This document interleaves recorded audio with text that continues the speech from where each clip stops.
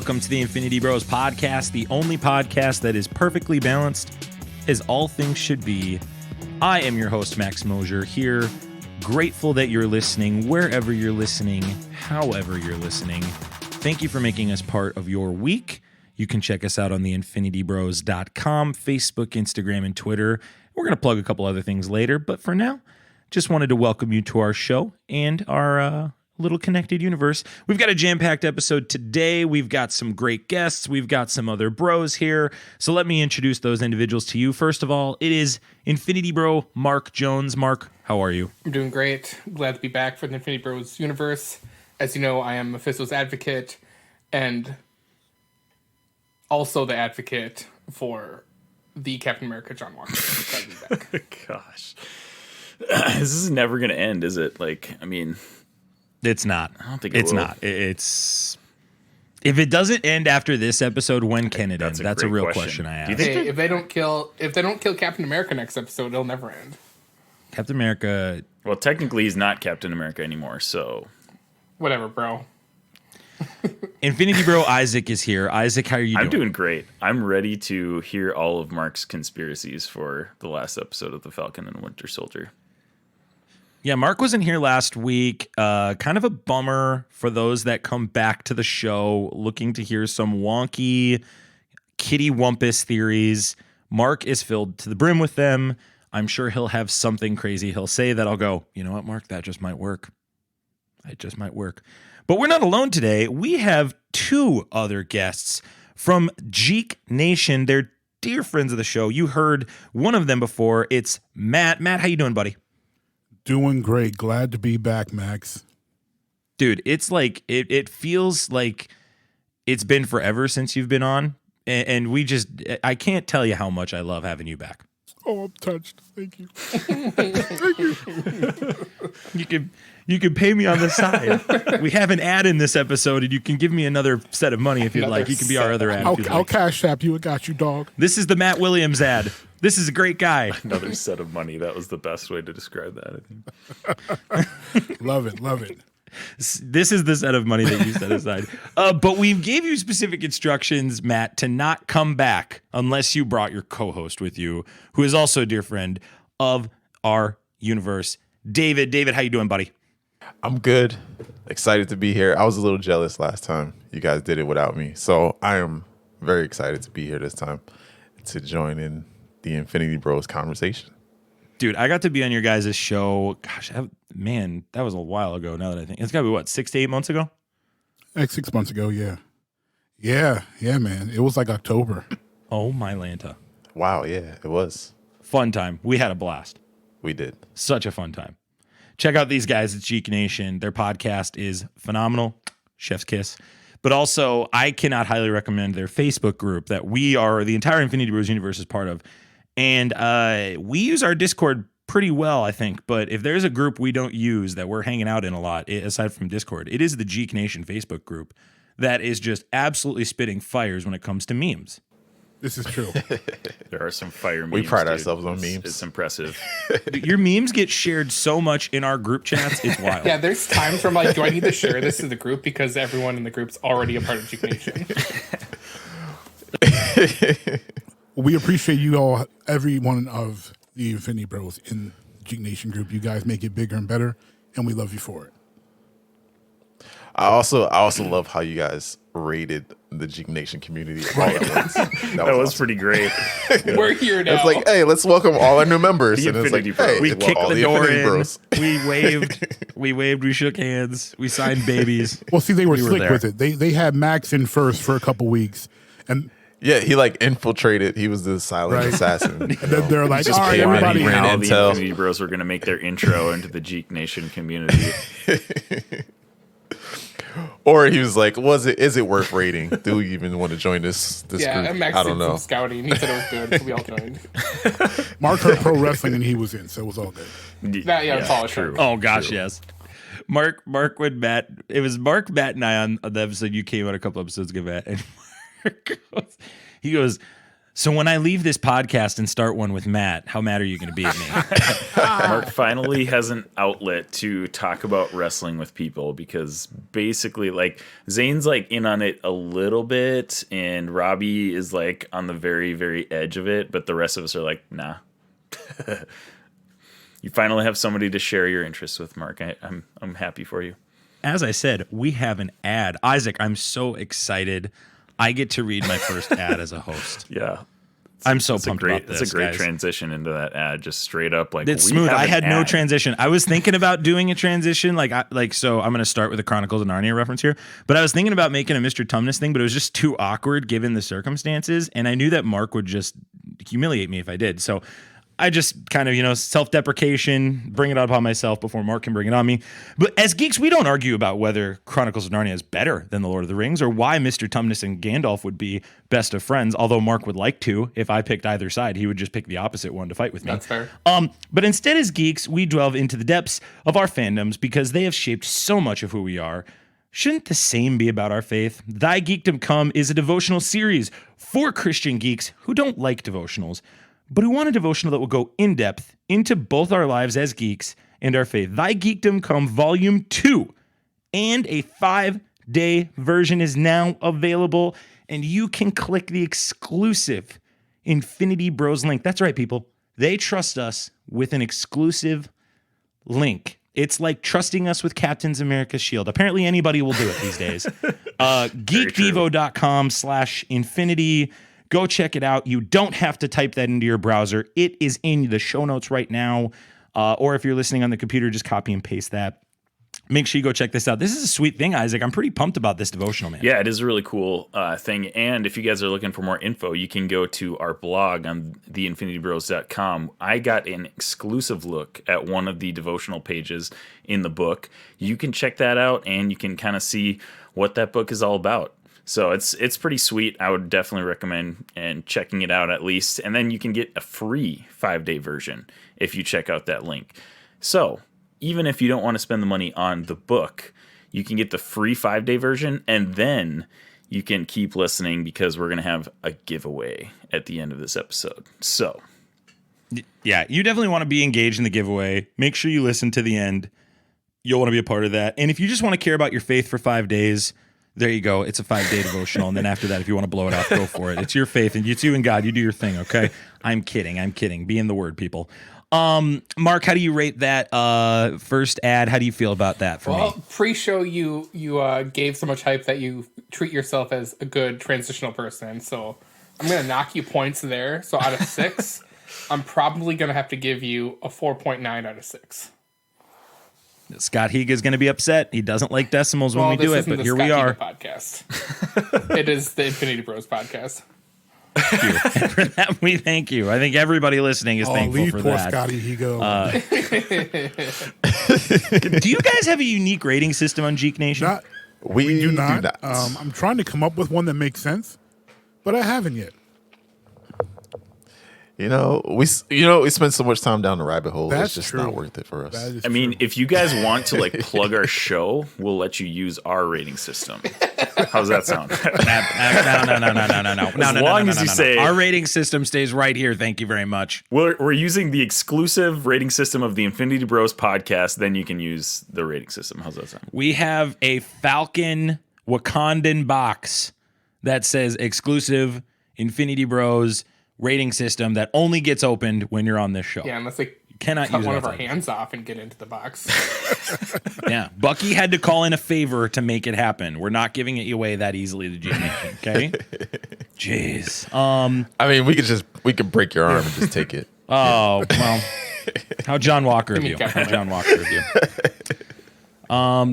We also have some, it just feels like, we're making it and we're doing it. And Mark, we have some more iTunes reviews to talk about. Let's hear them. Good. I love the enthusiasm. Deep sigh. I can't believe we have to do this again. Let me have another sip. Let's go, Max. All right, now we're ready. Let's do this. Now we're ready. You can check us out on iTunes and Podchaser through April. So, Matt, you actually got me on this, dude. So props to you.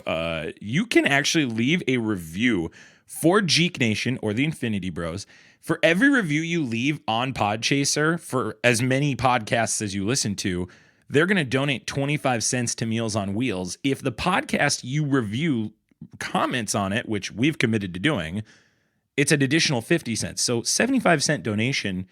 You could be commenting on all these podcasts and making a significant difference all throughout the month of April. So make sure you do it. If you do it, we'll read it on this show. And these both come, though, from Apple Podcasts. So if you're listening on Apple, just leave us a review. We'd love for you to do that. And right now we're doing a giveaway as well.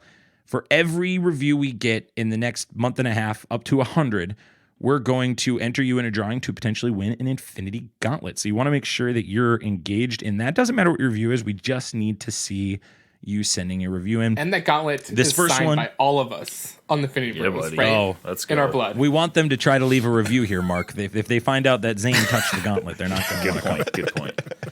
Mark, we're trying to advertise yourself. I mean, here, we man. could maybe just do kind of like make a sticker of Zane's signature Hey, and Zane, like put it right on there. this sticky note and we put it on. That way he doesn't have to actually handle the gauntlet, and we could keep it safe for the people in the giveaway. Oh my god! If we get like 1,000 reviews, Zane should write "well actually" on it, my gosh! and then put a fedora on top of it. We'll send the fedora. If we get 1,000 reviews, he probably would commit to it, I think. You're not supposed to do inside jokes on podcasts, but we can't help but make fun of the fact that Zane is our well actually friend who wears a fedora, even though he doesn't. But that's neither here nor there. This first review comes from Tyrese Aussie. He says, "Nice podcast. I'm not really a movie or show guy, so the first time I listened to it last year, I didn't know what they were talking about. Nice. Now I'm more educated in that field. You're welcome. I recommend they make a podcast about the new upcoming Black Adam. Mark." Well, so they want a podcast that will never happen, Oh, Zing, there it is. Boom, but roasted. we'll wait until next year when it's supposed to come out, finally, after 10 years. that TikTok by Robbie, for those of you guys who have not seen it, go check out our TikTok at the Infinity Bros. Robbie made a TikTok about all the things that have happened in between the time that Dwayne Johnson has been rumored to be cast as Black Adam and the time that they actually started filming. And it's pretty incredible what has happened in those, like, whatever, 8, 9, 10 years that it's been. Like, TikTok started, Vine was still a thing at that point, like 10 years ago. Craziness. I cannot believe it's, well, is it actually happening? We don't actually know. He did post a picture on his Instagram, but Warner Brothers did give a release date for July 2022. So yeah. hopefully it happens. Just give me The Rock in any superhero. Give me him as Batman, Superman, Aquaman, Wonder Woman. Man, I'll take not as anything. Batman. The Rock Batman. Not a Batman. I'm good. I don't need The Rock as Batman. Thank you, though. David, is Black Adam happening? I think it's happening. I think it's Finally. happening. We will be 50 when it happens. But it will happen. Well, you didn't ask when. You just said it's happening. Good point. Oh, man.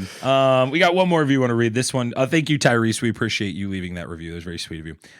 This one comes from Gumby11132. Is Gumby spelled Gumby or B-Y. BI? It's a Y. Yeah. BY. EY. Okay. Well, he spelt it just I. Edgy. We got some elite level podcasting going on here. Lots of advertisements on the front end and trying to figure out spelling when we have. Sorry, we're not Gumby aficionados. Oops, my bad. This is not an elite level Gumby podcast. I'll tell you that right now. Where's Zane when you need him? Where is Zane? Zane would totally. Well, actually, Gumby was originally a claymation that was black and white in the 50s. Gumby. And his sidekick's name is Pokey. Pokey. Thanks, Zane. I Nobody was asked. literally actually going to ask that. I was like, I remembered he had like a donkey, and I have no idea what his name is. So props, Matt. That's pretty incredible. I did watch my fair share. Can we of all Gumby. agree though that if we're taking claymation, it's Mr. Bill at the one spot, right? Like Mr. Bill is a hard one. I don't know. Wallace and Gromit, man. Wallace and Gromit has got to be up there. Wallace and Gromit. Wallace and Gromit's dope. That's classic. And for the Rudolph the Red-Nosed Reindeer. Rudolph? The original. don't forget. I mean, all the Rakin and Boss claymation. You know, Rudolph, Yep. Santa Claus is coming to town. The Year Without a Santa Claus, but you The always Community episode. But if you grew up as a Christian home and watching TV, your favorite is probably Davy and Oh Goliath. my gosh, Davy. Ooh. Davy. I was just thinking about that. Oh man, I forgot Pulling that out memories out of my mind. Dug very deep into the nostalgia well right there. I just went back to like 1996 during Christmas. I at my saw. grandma's house, Okay, which now guys, currently I live in. saw. It's for real on there? No way. Well, That's crazy. There it is. Oh, now that's a transition ad right there. That's transition. Amazon will be sponsoring us now. Please. And thank you. Is it better than that Bill Cosby movie you last Oh, talked about? well, first of all, Leonard Part 6 is amazing, and I think it's amazing that you watched it. And I was going to make sure I shouted you out for watching Leonard Part 6. That movie, I mean, just total into the weeds now. Just bring this up. Everyone needs to go watch Leonard Part 6. There is no Part 1 through 5. It is like Bill Cosby on acid. It is fantastic. Oh man. You didn't know when you clicked on this. You're like, I'm really excited to hear these guys talk about Falcon and Winter Soldier. We're 20 minutes in, haven't talked a lick of it, and we're talking about Gumby and old Bill Cosby movies. Oh, that's Acid. On acid, and I quote, Gumby 11132, praise for the bro of infinity. Now, this might be a little sacrilegious for our Christian listeners, so I'm sorry. We do not endorse the sacrilegious review, but we can't help being awesome, okay? It's a 5-star. To listen to Infinity Bros or not to listen to Infinity Bros, that is the question. Luckily, you do not have to answer that yourself because I can answer it for you. The answer is yes. This podcast is pretty epic, and I like it quite a bit. If you're looking for a nice place to listen to a couple dudes and maybe Zane having a nice chat about Marvel and other stuff, try it out. And if you don't like the first episode, use the first time stone and gain back that time. Okay. All right. There you go. Yeah. I mean, I appreciate the references. I give that rating a 2 out of 6 because he mentioned Because Zane. he mentioned Zane. But I give him an extra point because he mentioned Zane in a very off color way. Totally. Yeah. Was once described as an enigma by Scott Higa, and I think that's a great way to. He's like the enigma of the Infinity Bros. We actually don't really know anything about Zane. He's on the podcast like once a year. It's crazy. We never know when he's home, if he's going to birthdays. You never or know what have you. if he's scheduled for a podcast. You never know if he's going to show up. We just don't know. We don't know. Some people think we made this podcast to talk about Marvel and DC, This is the secret war against passive Zane. aggressively talking about Zane Ellis. Yeah. Well, thank you for leaving those reviews. You can leave those on iTunes and Podchaser. Matt, you had a good time last time we were on the show, correct? I had an excellent time last time. Yeah, you got to go through the Infinity Gauntlet with us, but our friend David did not. This is true. So we are going to do our one of our favorite segments here. Whenever we get a new guest or a guest that didn't get to do this first time around, we do what's called the Infinity Gauntlet. Are you a heel or a baby face? If you could make any flavor Cheez-It, what would it be? Is it pronounced Grogu or Groku? If Keanu Reeves isn't in the movie, can it be star-studded? It's time for the Infinity Gauntlet, here on the Infinity Bros podcast.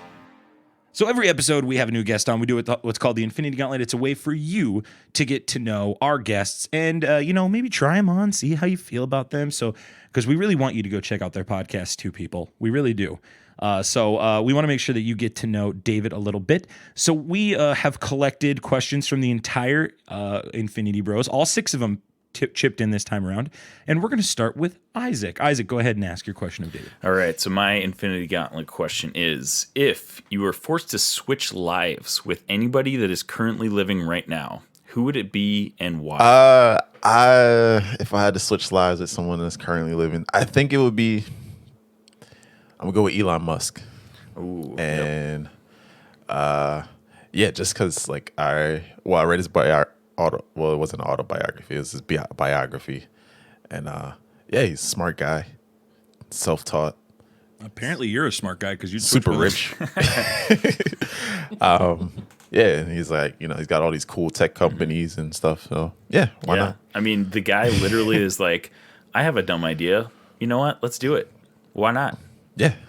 And it turns out to be like a $1 billion idea. Like, That's awesome. The guy is literally everybody's favorite mad scientist, and he's allowed to for be. real. and he's like he's a nerd. Like he's a geek. Oh, totally. He's into like all the pop culture stuff. Yeah. And Yeah. so that's Yeah, cool. I'll take a Like joke meme currency and make it worth 45 cents a share. To the moon. I'll do that. Yeah. Turn it from, what was it, 3 cents to It was 45 like cents. 1 cent. Dude, last it was summer a it quarter was of a quarter of a quarter of a cent. Yeah. Insane. nuts. Yeah. So yeah, I'm going with Elon Musk on that one. Good, Good Good answer. answer. If we're on Family Feud, Good answer. this is my question now. If you have to make the best pizza on the planet in order to save humanity, you get one whole pizza. You have to choose one Teenage Mutant Ninja Turtle to do this with. Who do you choose and why? Oh, it's definitely Mikey. Why? Because Mikey's just like the most fun guy ever. And I think out of all of the Teenage Mutant Ninja Turtles, he probably knows pizza the best. Okay. Because he's a party animal. Okay. So I think he gets the most excited for pizza. And so he knows pizza the best. Do you think he would crack under the pressure of saving humanity? Would Mikey crack under the pressure? I think he would just turn into a huge joke. Okay. Just one big joke. Well, reminds us of our friend Zane. Just one big old joke. Mark, we'll transition to you. Your turn. All right, here we go. You are thrust into Space Jam 2. You have to assemble a basketball team to beat Michael Jordan and the Looney Tunes because they've turned evil. Which 4 basketball players through any generation do you choose to be on your team? That's a really good Matt, question, you can Mark. I Matt, give you you props cannot for that. help him. Matt, you cannot help I'm him, not Matt. saying a I know you word. want to. You cannot help him. All right. I got to choose 4. Okay. MJ, of course. That's number Can't 1. pick Mike. Mike's on the team, bruh. Is he an alternate reality Michael Jordan Right. on the other team, or is this the No, Michael Jordan this is that the is Space corrupted? Jam 2. This is LeBron James and whatever Looney Tunes he has. So he doesn't have Pepe Le Pew, obviously, but the rest of them. Obviously, because he's a rapist. All right. Okay. So So Michael Jordan can be on the table. Okay. Michael Jordan is on the table. Okay. All right. So I'm going with Michael Jordan. Let's see. What position would I play? I'll probably play the 1. So yeah, I'll have MJ at the 3. No, run the 3. Me run the 3. You run the 3. So that Matt, I said you couldn't help I him. didn't I knew pick you a were going to do player. this. I didn't pick a player. I just put him in his position. You're running the 3. All right. If I'm running the 3, I'm gonna have MJ run. I'm still gonna take MJ. That's cool. He'll run. I'll have him run the 2. Yes. Okay. And I'm gonna take. I'm gonna have Rondo run the 1. I'm confused. I love Matt's face right now. I am confused right now. I know know. where he's going with I know because I know I was gonna. Matt, You're gonna. Rondo? I'm gonna throw you for a loop. Be on your best behavior, Matt. Come on. He's on your show, not mine. I'm muting myself. This is a tough question, man. Let's see. I would have had this question answered, by the way. Just saying. Well, I We know you would We're have. aware, Matt. You would have had this very quickly. I know you would have. Oh, I know. T-Mac is of course going to be on there. But then say his name. I'm trying to think. I know. Well, T-Mac is definitely on the list. And then, So now you need one. All right. You need one more. Now he needs 2 more. no, No, if it's him, Rondo. If It's it's him, me. Oh, Rondo, I forgot about Rondo. Rondo. I immediately dismissed that out of my MJ. head. and T-Mac. T-Mac. And let's see, who's my 5th? Do I George want- Marchand. Oh, Mark is the MVP today.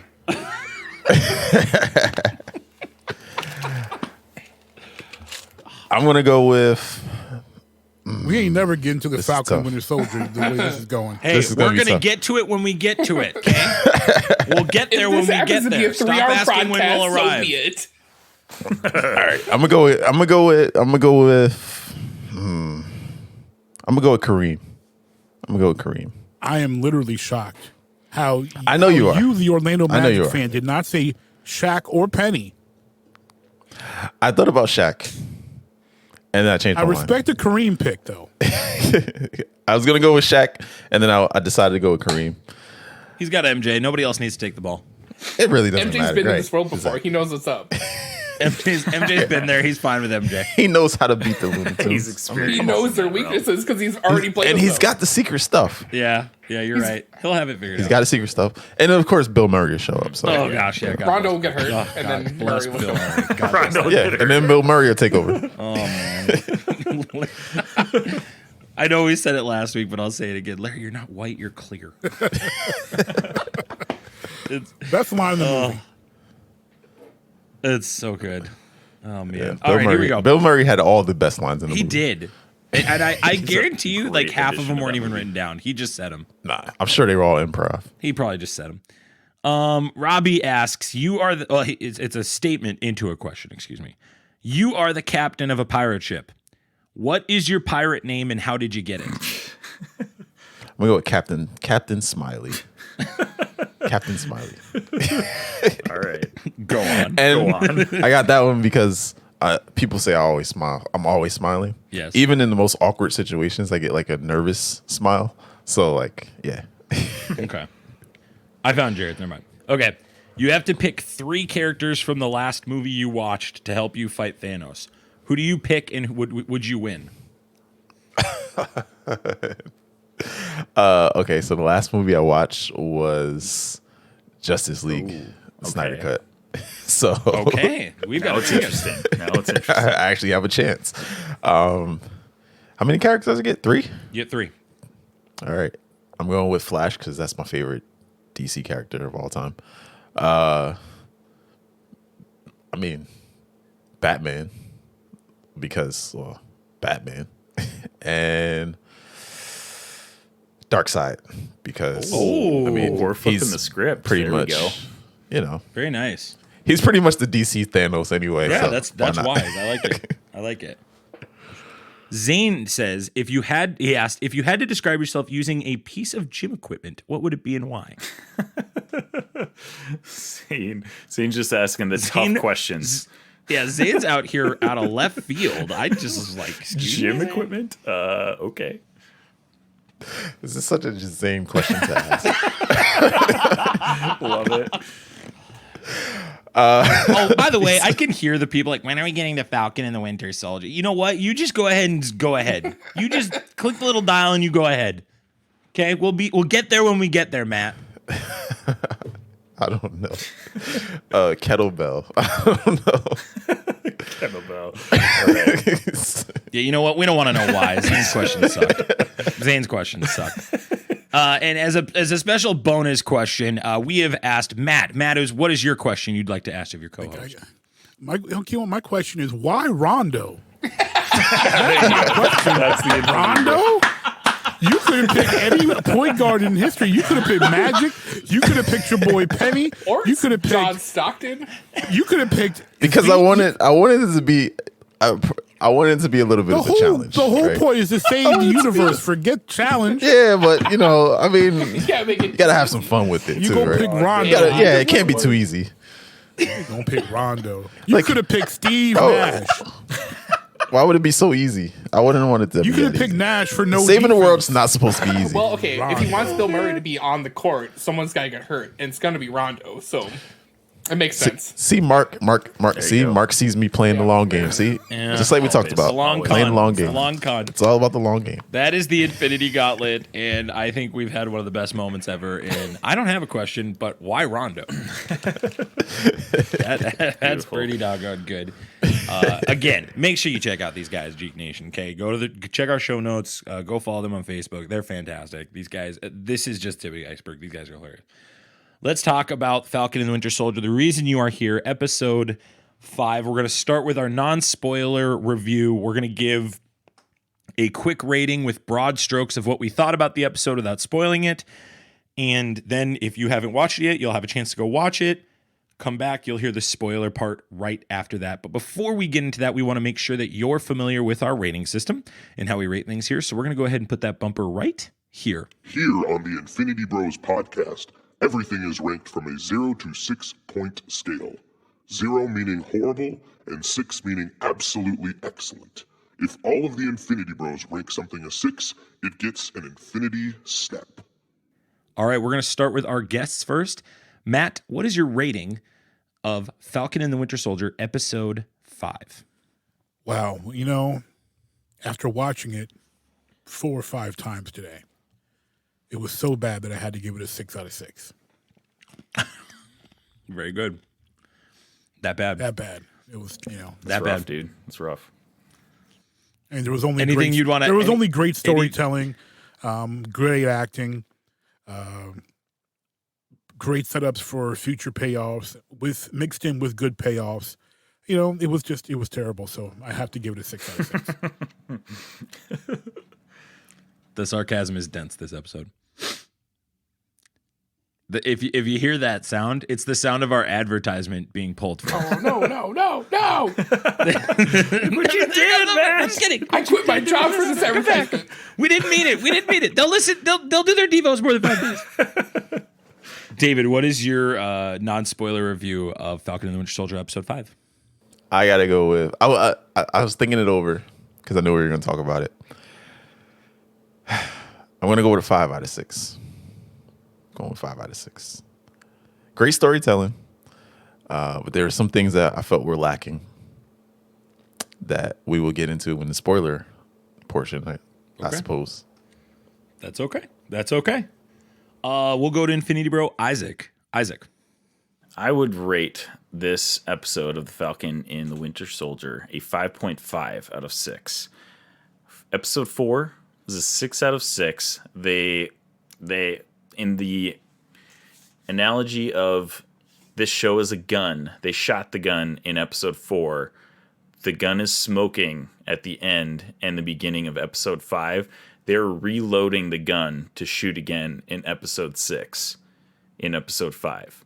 So they kind of take a step back from all the action that went down in episode 4 and the beginning of episode 5. And there are some amazing emotional moments in this episode. So still great episode. It's just they're building for episode 6. So that's my review. 5.5 out of 6. I have the same exact rating, Isaac. I'll follow up with you. 5.5 out of 6. I love the change of pacing, and we'll talk about that in the spoiler review. I like how they hit their beats. This episode was touted as the most emotional episode of the 6, according to the showrunners. I see that right now, looking back on the whole 5 episodes. I'm still, and this is like the only negative, and I think this is the whole series, and I just don't see how they're going to fix this.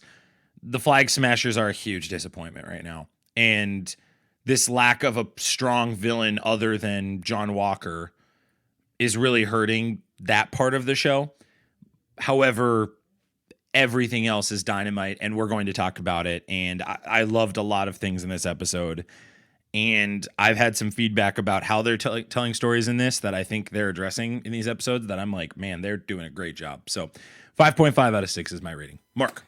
Yeah, I'd say initially I was thinking 5 out of 6, but I moved it to a 6 out of 6 because of the commentary and scene we get between Sam Wilson and Isaiah Bradley, and just that commentary that we get of, that relates so much today. And so much that you want, like, just as a fan of the Marvel Universe as well, you just want to be like, hey, let's dig more into this. Yeah, you could say, like, what you Max said about, like, the Flag Smashers not being a big threat, but you kind of got that at the end of this episode that something big's going to happen. And there's more than what meets the eye. But overall, I thought it was very well serving. It was definitely the best version of a Captain Marvel in the MCU, of where it's progressing the story. So doing way better than Captain Marvel did as a movie in just one episode. Had to give my dig there. And we got Scott's head just popped. I was gonna say that's not hard to do. bang, bang. David, shut your mouth. Okay, both of you shut up. So 6 out of 6 for me. That's not hard to do. Well, actually, Rajon Rondo over here. Get out of here. Now I'm with Matt. Now I'm changing sides. you're not with me, Max. I was laughing. I was muted, though. Dang it. You guys really support Captain No, Marvel. just Max does. Just Max. We will Max, cut Max ties. is the Captain Marvel Apologist. defender, apologist. I of the am. Infinity Bros Someone has podcast. to defend Captain Marvel, and someone apparently has to defend John Walker around here. I didn't know that either. Didn't know we needed that, but here Mark Didn't is. know to we needed defend one, him. but we've got one. There's your fantasy couple, John Walker and Carol my. Danvers. There's your my. fantasy couple. Blah. Two characters everybody can't stand. Oh my. Anything else after the Captain Marvel sacrilegious comments there, Mark, or anything else to add? The fight that I predicted in one of the first episodes we talked about this happened, so that was pretty tight. Yeah. But yeah. Couple things came to fruition. I know Robbie last week talked about some things specifically with the fight that he called, so I want to tap him. I'll pat him on the back, and we'll talk about that here in the spoiler part. So we're going to dig into spoilers now. We're going to talk about the episode itself. So if you have not listened, this is your last chance to get out. Go watch this and come on back and listen later. So this is your spoiler warning. This is Prepare yourself. an Infinity Bros Prepare yourself. spoiler warning. This episode was called Truth. This was based off of Isaiah Bradley's comic Truth, Red, White, and Black, which pretty much beat for beat, guys, and this is jumping way ahead towards the end of this story to where Sam is talking with Isaiah Bradley. This is beat for beat talking about what happens in that comic, and I really want to start here because one spot our show, I believe, has lacked is we have not had people of color speaking on how this subject has been. And thankfully our friends from Jeek Nation are. And I just would love to hear your guys' perspective, but also give our listeners who maybe are not listening to that right now perspective on if you could give us your perspective as a person of color, and particularly a black man in society today. How have you felt about this story overall, up through 5 episodes, of course, but also talking about Isaiah Bradley in particular? And we can go over details, but I just would love to hear just right out the gate. Where are you sitting on this, Matt? Tell us more from your perspective. I know you write some blogs for your Jeek Nation site as well that are really great and provide a different perspective that I'm not reading elsewhere. Where are you sitting on this, man? Wow. Well, you know what? I'm going to ruminate a little bit more and let my co-host take the first, because he, like you said, I've been writing reviews and reflections on these episodes, and my voice has been said a lot. But recently, he shown some light to me on a perspective that I did not have myself. So I want to give him his due and let him take the first shot at this. All right, fine. David, I'm sorry I was so mean to you about Captain Marvel. You can go first. Go ahead, It's all buddy. right.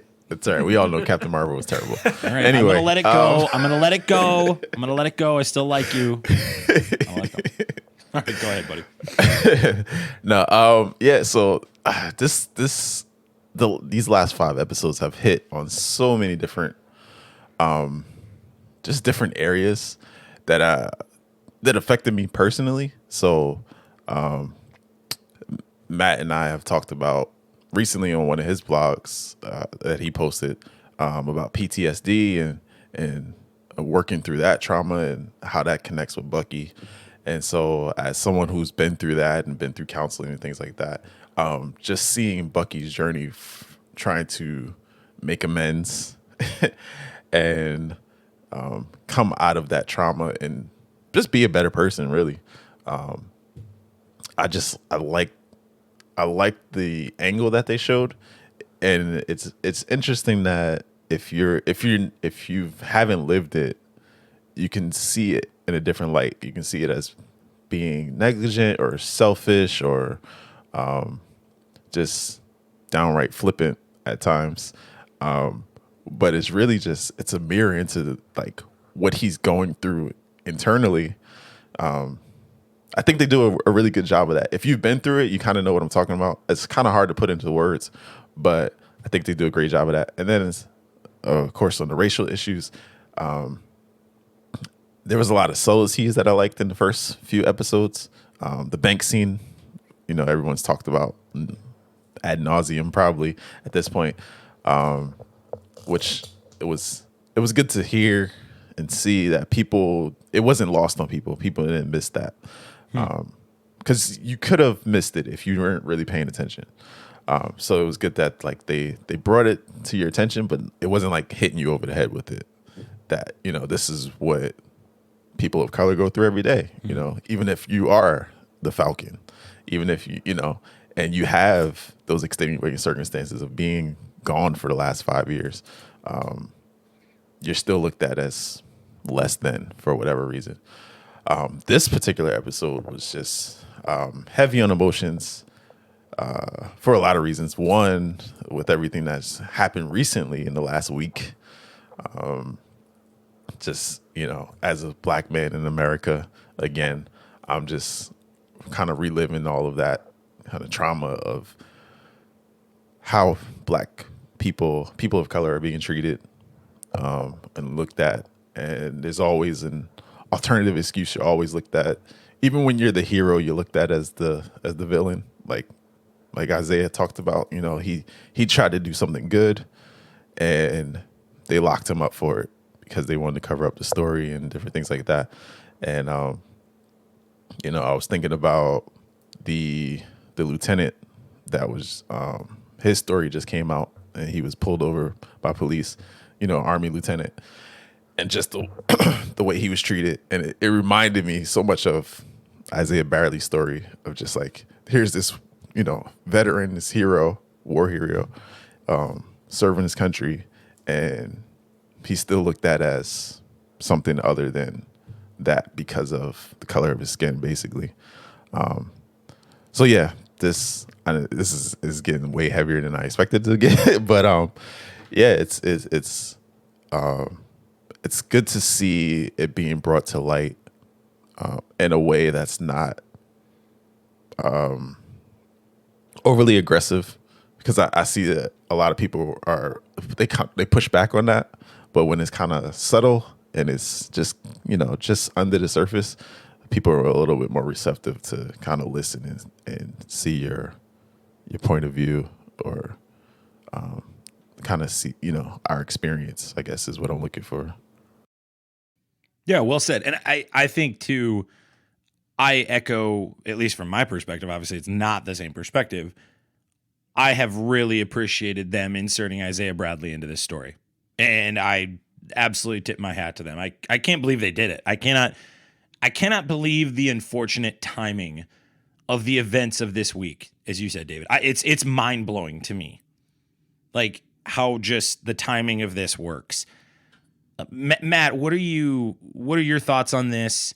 And David, thanks for sharing that, by the way. I forgot to say thanks on that. I appreciate that. I think that's good insight for our listeners. I really do. And I think that's a fresh perspective that we need. And I really appreciate that, specifically on our show. Matt, where are you sitting on all this, dude? Like, where are you sitting with the Isaiah Bradley? We obviously talked about the bank scene. I know Mark and I talked a couple episodes ago about the scene with the police cop. And he essentially pulls them over, and doesn't pull them over, but approaches them in the street in Maryland. Where are you sitting on this subject? And obviously the timing of this week is pretty crazy how that works. Where have you sat with this in this story? And as a comic book fan, how have you felt about these characters being inserted as key cornerstones of the story? Well, first, I am pleasantly surprised because Marvel themselves has been telling these stories for decades. So that part I expect, because I grew up reading these. My uncles who passed their love of comic books to me grew up reading these stories and seeing stories like this and representing them in comic books. So that part is normal. The Disney showing these stories, which could potentially cost them money with a fan base, is the part that's very surprising to me. And that they're telling the story so in your face. Because even though, like David mentioned, there are some subtleties, Feige, or as Mark says, Daddy Feige, has been really masterfully, and the writers and all of them involved, the writers have masterfully woven in your three generalized black men in society. The one who is in tow with white supremacy, which is represented by Battlestar. And in the comics, that's very accurate until later on. He's very much the, I don't want to get too political on your show, but I'll just use the initials CO person, or the workout twins, people like that. And then you've got the older generation who has been very seasoned and is to a point where they're too bitter to move on, which is represented in the Isaiah Bradleys. And then you have Sam, who represents the middle area, where he knows he knows who he is and what he is and how he's treated, but he still has hope for tomorrow. And they're weaving that in very, very well. And I'm pleasantly surprised that they're doing it this way. Like, I never thought I'd see it. And especially with Isaiah Bradley, his story, and to get the great Carl Lumbly to portray Isaiah Bradley was a stroke of genius. And especially because Lumbly's he's a black superhero OG, because being playing the Mantis back in the 90s, that was fantastic move on their part. And like you said, you mentioned one thing, Max, that you said that it's kind of ironic, the things that have transpired this past week.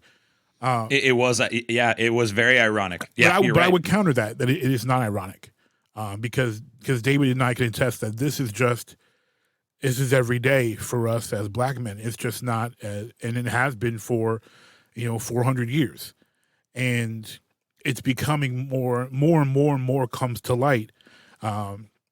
For just as an example, I saw a quote: "The only difference between Rodney King and now is that the cameras are better and more accessible. That's the difference."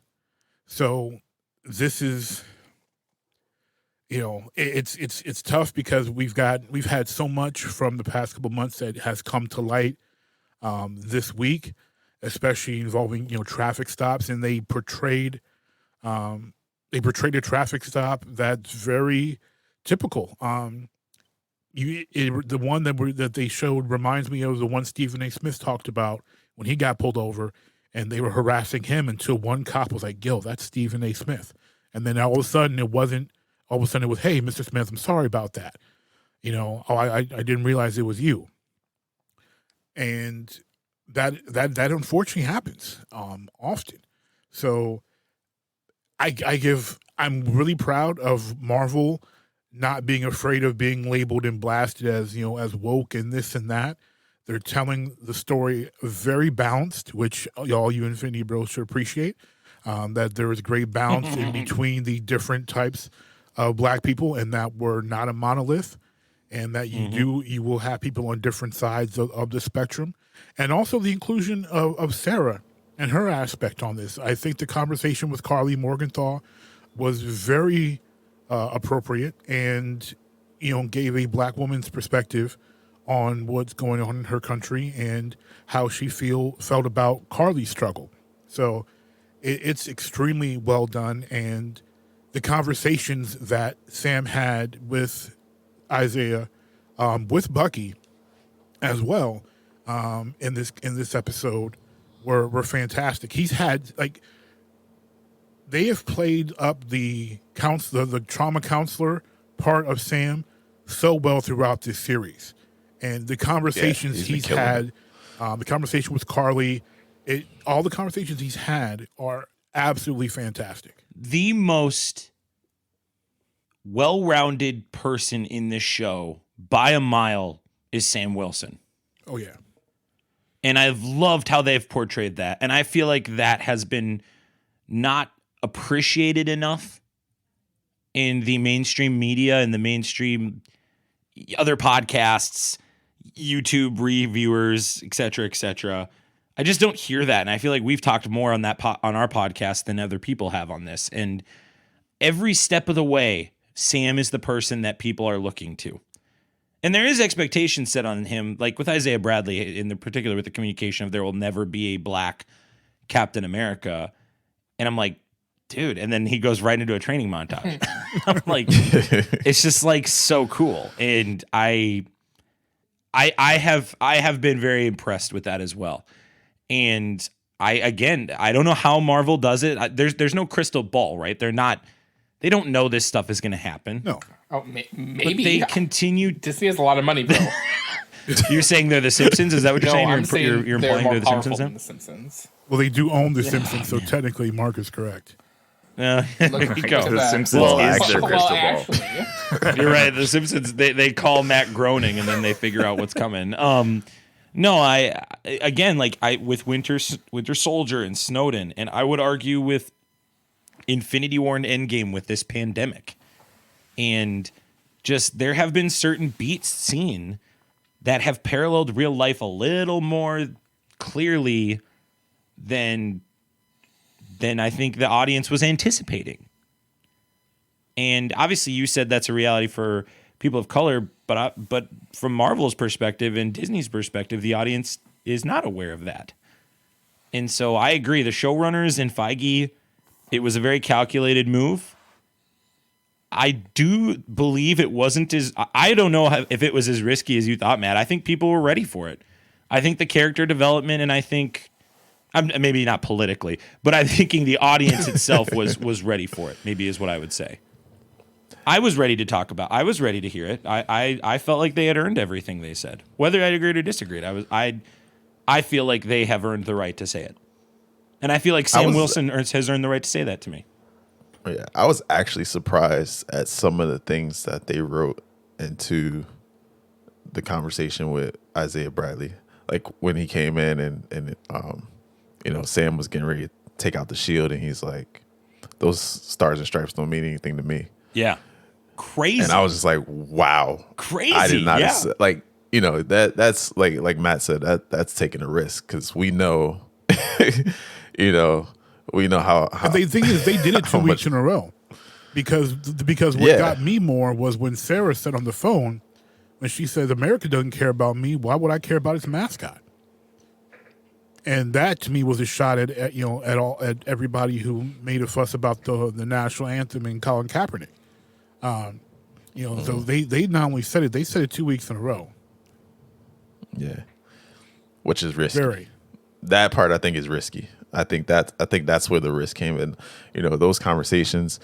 Even when Bucky says, when he hands Sam the shield the last time before he leaves, and he says, "I don't think Steve and I really thought through what it was like to give the shield to a black man." Dude, that blew my mind, line. David. And I wanted to wait to talk about that because I feel like that's a different dialogue, because there is like a layered like storytelling thing. We could all speak on that, but we'll talk about it anyway. I absolutely think that the motivation for Steve giving Sam the shield was not just because he was a good person, but I think the implication was they saw the civil rights movement and said it's time for a man of color to have this. Well, I would say they didn't, I think, because of what Bucky said. And what to me reviewed a conversation that they had about the shield that we didn't see in Endgame. So clearly they had this conversation before Endgame, or in between. Yeah, you couldn't have had it after Infinity War because Bucky was dusted. So they had this. They had this conversation sometime about who was going to get the shield next, and it's interesting to know what it would be. It'd be really cool to see like what that conversation was and how they came on Sam. They probably picked Sam because he was the right guy. He was probably most emulated what Steve Rogers was as Captain America, being more selfless and not identifying. Well, I think we've talked about that too. I mean, like Bucky's got so much crap in his past, and Sam is. I mean, you kind of mentioned it before. I mean, Sam is like maybe the most pure character, maybe even in the MCU right now. Like possibly, definitely. Like it's possible that he's the most pure character in the MCU. So the fact that, Captain America gave him the shield was absolutely earned in, I think, probably all of our opinions. Like that was an amazing moment. And I love that we're exploring that moment now. And I'm sure we're going to get a little bit more context on that in the finale as well. So it'll be interesting to see how it all shakes out. I wonder, Matt, if Steve thought that and Bucky didn't. Like, I can believe that Bucky didn't think that, but I have a very difficult time with the moral perspective of Steve Rogers in essentially being as close to a perfect character as you can get, not researching all of this in his book that he had, and looking back and going like, yeah, this is a problem. See, I don't know that line itself, plus drawing from comic book Steve. Comic book Steve always had glaring holes when it came to looking at things of race, and not just with black people, but obviously, because he had his black, he would have his black friend in Sam and a couple others, but he never, when they were bringing up problems, it was always something on the back burner for him. And then he did the same thing when it came to mutants and their problems. And then eventually he admitted, he's like, you know what, I've been wrong. I've been ignoring your problems as less than. So it wouldn't surprise me if that didn't come into play really for Steve in that thought process, especially as he's having the conversation with Bucky, who also, I mean, remember, we're talking about two guys from the 1930s. Regardless of absolutely. Their right. mindset Right. is not, even though they've been moved forward, their mindset is still going to be affected by that time frame. Which is why I don't believe Bucky. I don't believe he ever listened to Trouble Man. I think he just said he did. I don't think he ever listened to it. Yeah, Bucky, no question. I think he's just an old man in Sebastian Stan's body.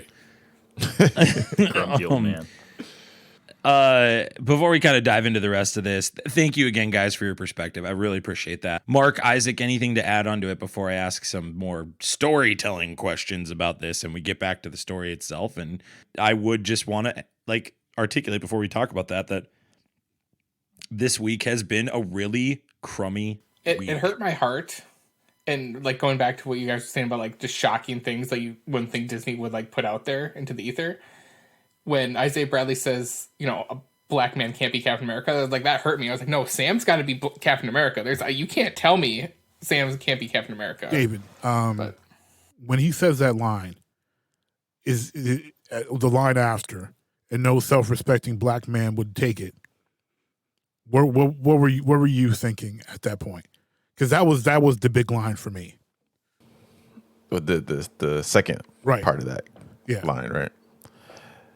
I was thinking, because I'm trying to think of the best way to say it, politically correct. I don't want to get you guys in trouble. If this was Jeek Nation, I'd just say it. But this is this isn't our podcast. No, I agree. I think say it and agree or disagree. We're cool with it. So as a black man in America, that wanting to be Captain America is essentially being a sellout. It's more or less what Matt alluded to earlier with what Sarah said, America never cared about me, so why would I care about his mascot? It's kind of the same idea. If you want to be Captain America, it's essentially, as a black man, it's I'm basically throwing away my history, throwing away everything that has happened in the last 500 years to be this symbol of hope for white America. Because, again, America doesn't care about people of color, but specifically black people of color, but people of color in general.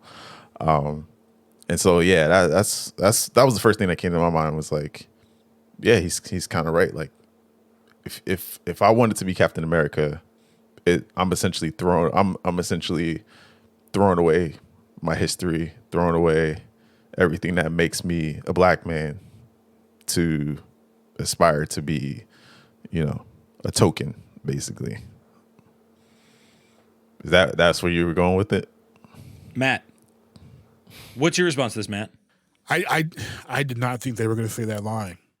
That to me was the biggest bomb they've dropped. It was a this shocker. Season. Yeah, for sure. And I was like, and it's great because I can't speak for black people, and I'm huge on mentioning that black people are not a monolith. But that nor are we asking you to. But that line is definitely one echoed by many black men and black women if they were offered that. It is because if there was something like historically we've been the most hopeful despite all the evidence being against it. So while some would be like, hey, I would love to be Captain America if, and that if hasn't arrived. So if that if was there, you know, if Isaiah Bradley was like, you know what, in the past 50 years I've watched all this change and this has been good and things have been are better. They're not perfect, but they're better. And I could see taking the mantle, he would be like, cool. But he hasn't seen much change. And that can't be refuted by Sam or anybody else. So from his perspective, he's right. I can't disagree with him. I can't disagree with Sam being someone who would reluctantly take it because he is always thinking others first and not himself. And as we see, and as, again, Sarah dropping in occasional gems, he's fighting his fight at home at the same time as fighting, you know, these other battles that he's been called into. And he is not trying to ignore either of them. He's just trying to fight on all these fronts at the same time. And that's essentially what it would be for a black man as Captain America. You've got to fight these fights as a black man and fight, you know, the banks and the police and all the other struggles that come your way because of the color of your skin. But then you've got to fight for everybody else, whether they like you or not. And it's really interesting because that's corresponds with Carly Morgenthau, and I think the subtleties of the Flag Smashers are overlooked because they're not a strong big bad. They're a small big bad, and I think they're supposed to be small. But the composition of the Flag Smashers, going from one person in the comics to a group of people, especially a very diverse international group of people, is supposed to be the opposite side of Sam. People who are selfless, they care about others, and they're willing to act for others, but they are going to a moral ground that Sam isn't willing to do. Carly's willing to kill and blow things up. Sam's not willing to do that, but they're both fighting the same fight, which they masterfully articulated in episode 4. Yes. So you've got this, you know, light-skinned black woman with red hair leading this Asian dude and this and Nico is Italian dude, and this Puerto Rican looking dude that killed when the Power Brokers men came after him, and it's just very diverse cast of characters who are very big on the one world, one people, and that is essentially Sam's hope is one world, one people, not being immediately looked at as, hey, here's this black guy, but hey, here's this guy who's great and he happens to be black. Like he said with, you know, it's a perverted distortion version of that, and he can't go down that path that she's wanting to do. Exactly. They're aiming for the same goal, but on different paths to it. The problem, and yeah, we can get into more storytelling. I'll get into that in a bit. I want to talk about Flag Smashers separate because I've got some feedback. But I don't want it to be intertwined with what you're saying because you guys are saying some stuff that I don't want to try to squash.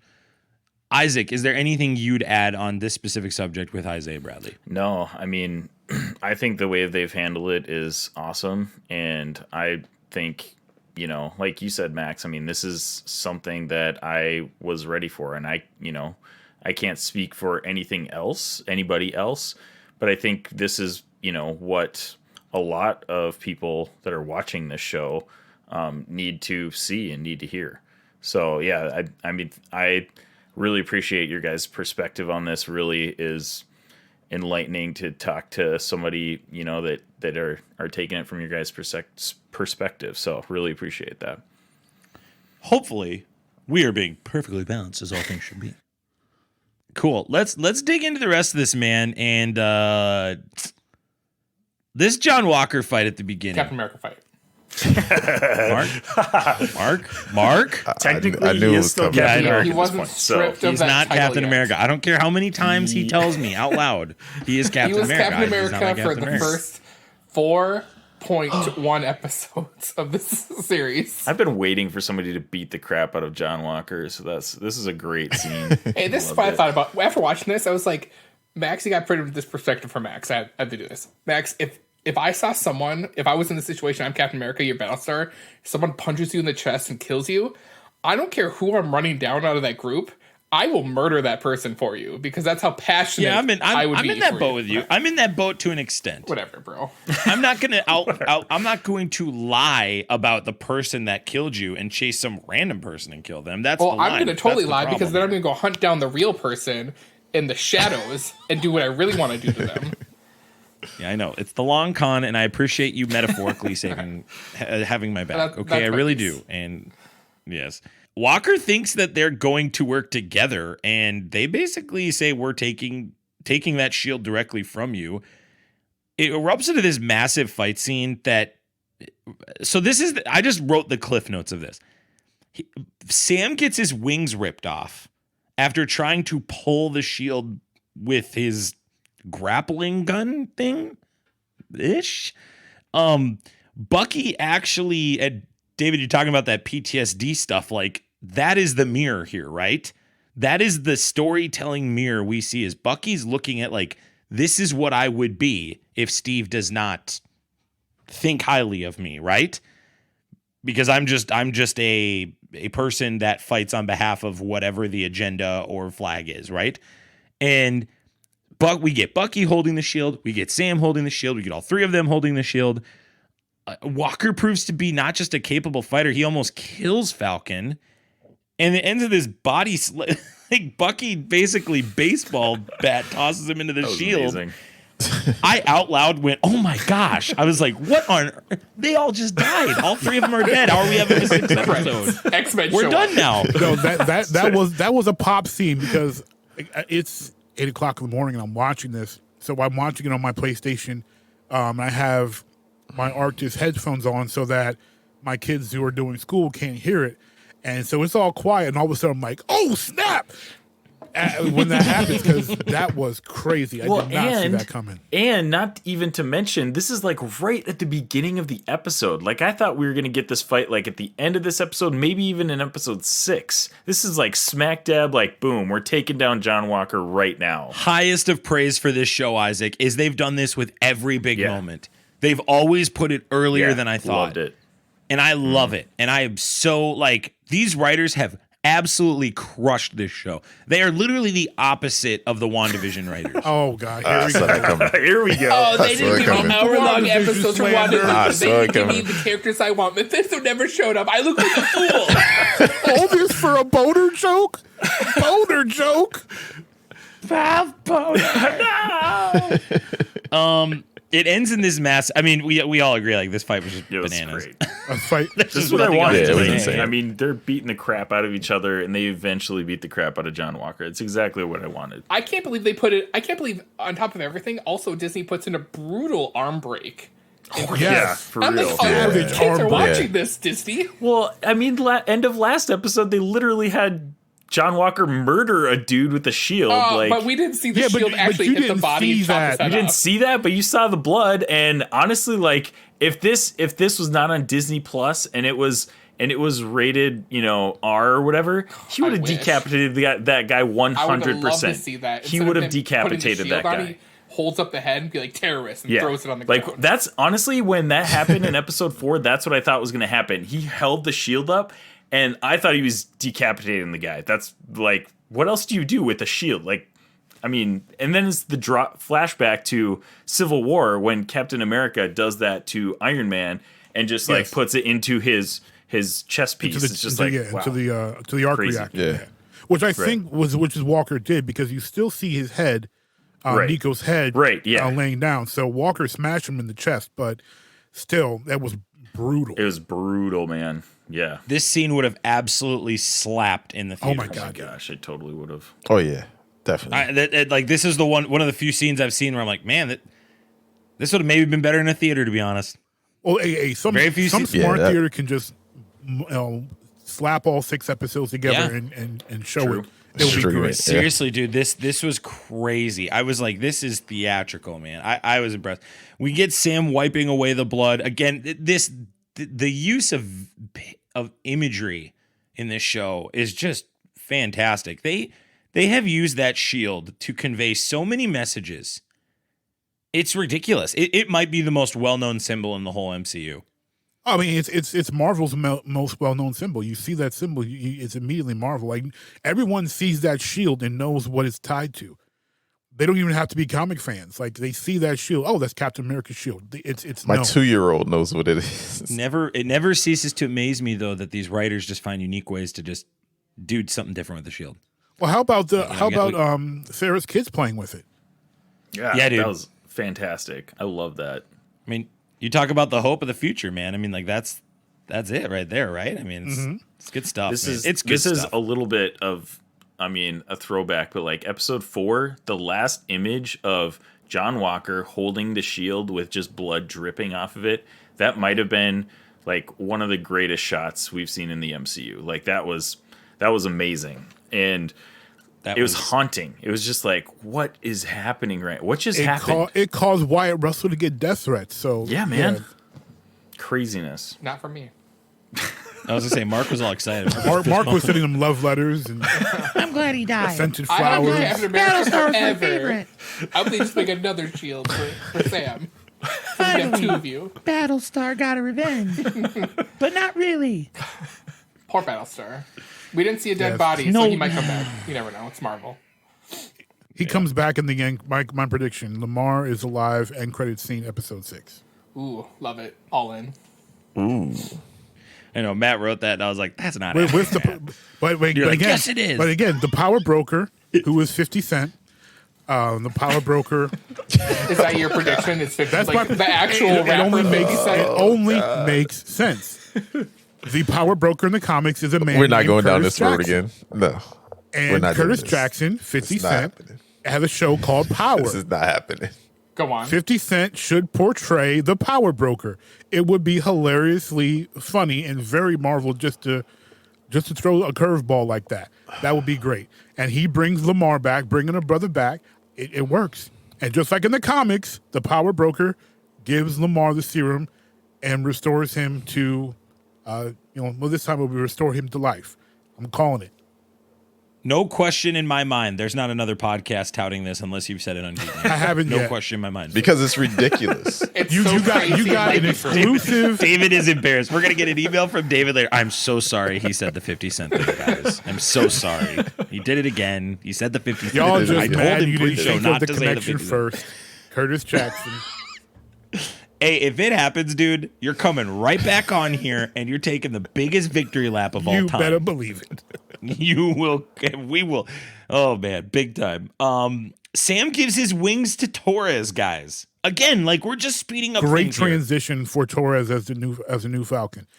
And I was wondering how they were going to do it because having Torres in there to begin with, I was like, oh, we've got the new Falcon here. Okay, how is this going to take place? And he's like, what about the wings? You keep them. Oh. Yeah, it's like, all right, we're done. We're moving on. That was perfect, yeah. Yeah, and which makes sense why he never restored Red Wing.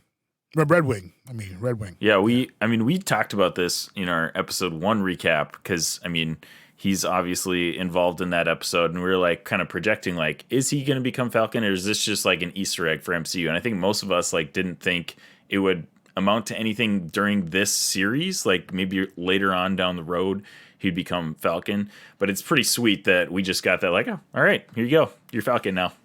Basically. It was just more confirmation.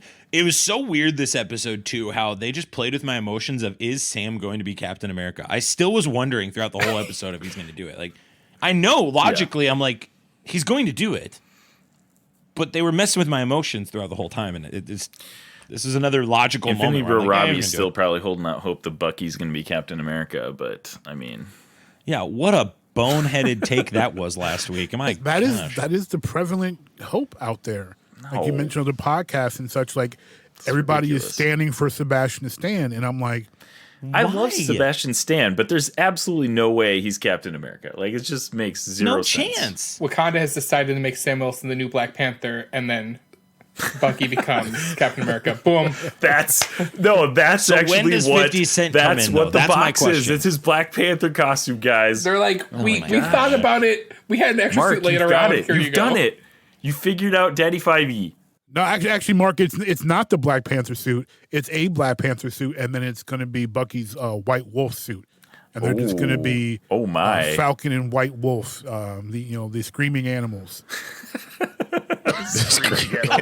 Forming a new superhero team. That's their next show title. Coming to a theater near 50 you. Cent as the power broker is the one making sure they do all the good stuff. Exactly. He's the leader of the team. And we're going to replace Emily Van Camp with Chelsea Handler. You can't leave 50's homegirl out. Sure. David right now is that guy that brought his friend to the party, and he's like, "Dude, just be cool, man." And he's like, his friend's not being cool at the party. He's like, "Dude, come on, stop talking about 50 Cent." He's like, how much have you had to drink? Not enough. Stop. 50 Cent is not. 50 Cent is not the power broker. Getting back out of the weeds, what about Madam Hydra showing up in this episode? That's not Madam Hydra. We're not there yet. We're not there yet. That's Hold not on. Madam Let's Hydra. Or is it a Skrull? Are we saying this is a Skrull into Secret Wars and Secret Invasion or what have you? I've got one bullet point, then we'll talk about Julie Ray Dreyfus, okay? John Walker is dishonorably discharged. He gets no benefits. He's no not rank. dishonorably discharged. Yeah, he was. He's discharged. Other than but it's honorable. not honorable, and it's not dishonorable. All right. Well, They specifically mentioned that. Fine. Yeah, it's other than semantics, honorable. but they're just No, being but there's it's a not difference between semantics. Because if they dishonorable. dishonorable, But he gets no benefits. He gets nothing back out of it. So it doesn't but, like. but Still no, it's on his not record. about him. It's about control because they still own him and they can still use him. If he's dishonorably discharged, they can't use him anymore. Right. All right. Fair enough. Yeah. That was just like, okay, this is the other thing. And we talked about this last week, and then it came up in like TikToks and things, and like the internet was saying, like, how many of us thought that he was just going to get off scot-free? Like, that was really what I thought was going to happen. I was pretty actually impressed that he didn't get off scot-free. Just discharged. basically. He's not in jail. He's not persecuted. That's getting off scot-free. I think Max means more like they twist it in a way that it doesn't look bad. And he's still I was Captain America. surprised. I see. I thought he was just going to still be Captain America. No, there were like, too many celebrating. cameras there. Yeah. Like, here's what I thought. Because, like you said, there's cameras there everywhere. You can't deny the fact that he did that. I thought he was going to bolt then. Like, and honestly, if Falcon and if Sam and Bucky didn't confront him, I think he would have just went after Carly. Like, I don't think he would have stuck around to figure out what's going to happen to him. I thought he was just going to go rogue, and that's like the start of U.S. Agent. So now it just kind of like extended a little bit that they tracked him down, took him back to, or they didn't, but like they defeated him. He got taken back to the U.S. and got discharged. But, and I guess that gives more fuel to the fire that they defeated him, and now he's going to become his own thing. He's going to become U.S. Agent. Now he's got some stuff out for Sam and Bucky as well, which is going to obviously play into episode 6. He's totally joining the Thunderbolts, right? I feel like that's way too soon. I don't know where the lead in is. Yeah, it's just like they got to close out so much stuff. I don't think they're going to introduce a whole lot in episode 6, honestly. I think he's coming back for one more fight. They'll kick his butt. They'll send him to the raft with Zemo, and that's where Thunderbolt starts. That could be like a post-credit scene, maybe.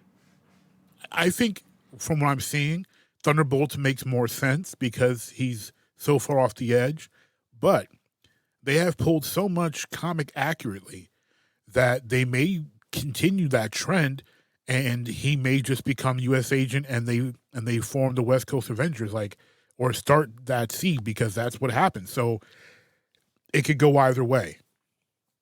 Yeah, you're right. You're very right. Feige really does like to stay as canon as he can with what they did in the comics.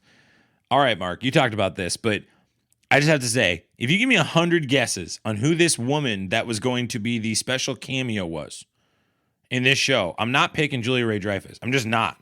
Or Madam Hydra. Not once. Not once am I picking Elaine from Seinfeld. Were you expecting Jerry to show up as Madam Hydra? I'm picking Jerry before I pick Elaine. I'll tell you that right now. Hey, John Walker, how's it going? Life's rough here, huh, isn't it? What's the deal with Hydra? What is going on with your shield there, guy? Oh, I don't know. Did you know that the shield really isn't owned by the government? It's a weird gray area.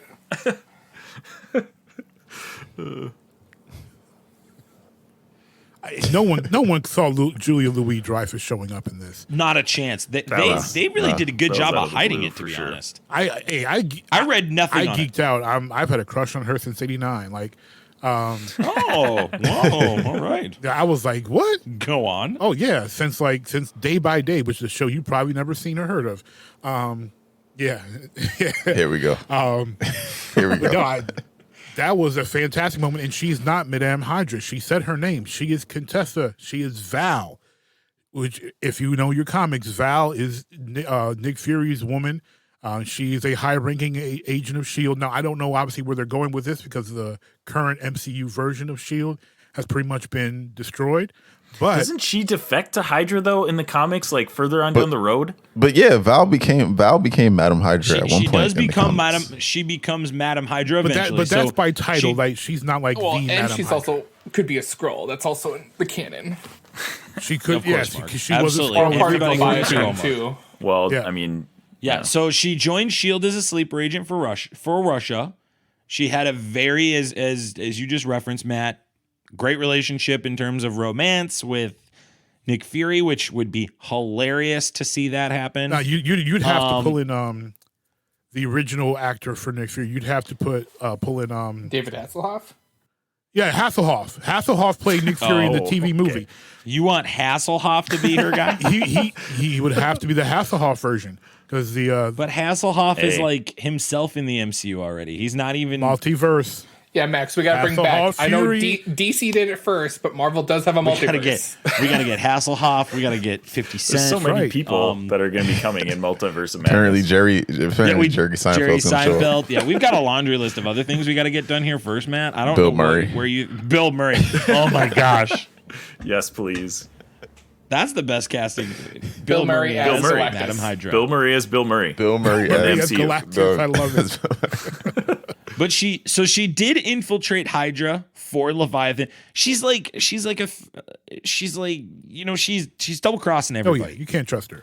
But the main important part with her character is she's involved in the storyline of Secret Wars and Secret Invasion. So that leads to what you want, Max, is a Secret Wars. So she 100%, in my opinion, is a Skrull. I knew exactly what you were going to say the second that you started that sentence. Okay, so here's a question for you, Mask. Mark just nailed it. Mark told me to say it. How many people in the show are Skrulls? That's what I want to know from you. I really think Marvel is going to have more Skrulls than we think. I think Marvel's going to have a ton of big names. I would not be surprised. I would not be surprised if this version of Contessa is a Skrull. That would not surprise me. Yeah, this is a perfect spot to have her be a Skrull. It makes too much sense. We'll talk about that another day, maybe. The question I have for this group, and David, we haven't heard from you in a while, so I'll ask you first. Do you think the reason that they've been really going back and forth about Black Widow is because she's going to be in Black Widow? Yeah, I think I read somewhere that she was originally supposed to be in Black Widow, and they were going to reveal it then, and because she let it slip in an interview or something like that. I have not read that. Because after I saw her on the episode, of course, I went back and read a bunch of articles and stuff. And in one of the articles I read, they were saying that she was supposed to be in Black Widow as well. But obviously, because it got pushed back and everything, they decided to reveal it now. So I think she is going to be in Black Widow. I think so, too. And I think this was going to be a bigger reveal had we seen Black Widow first. I think you're right. It's still a cool reveal, I think. Yeah, I thought it was cool. I liked it. I just, again, like, in 100 guesses, I wouldn't have picked her. Did you expect the bass theme from Seinfeld to start when she walked up?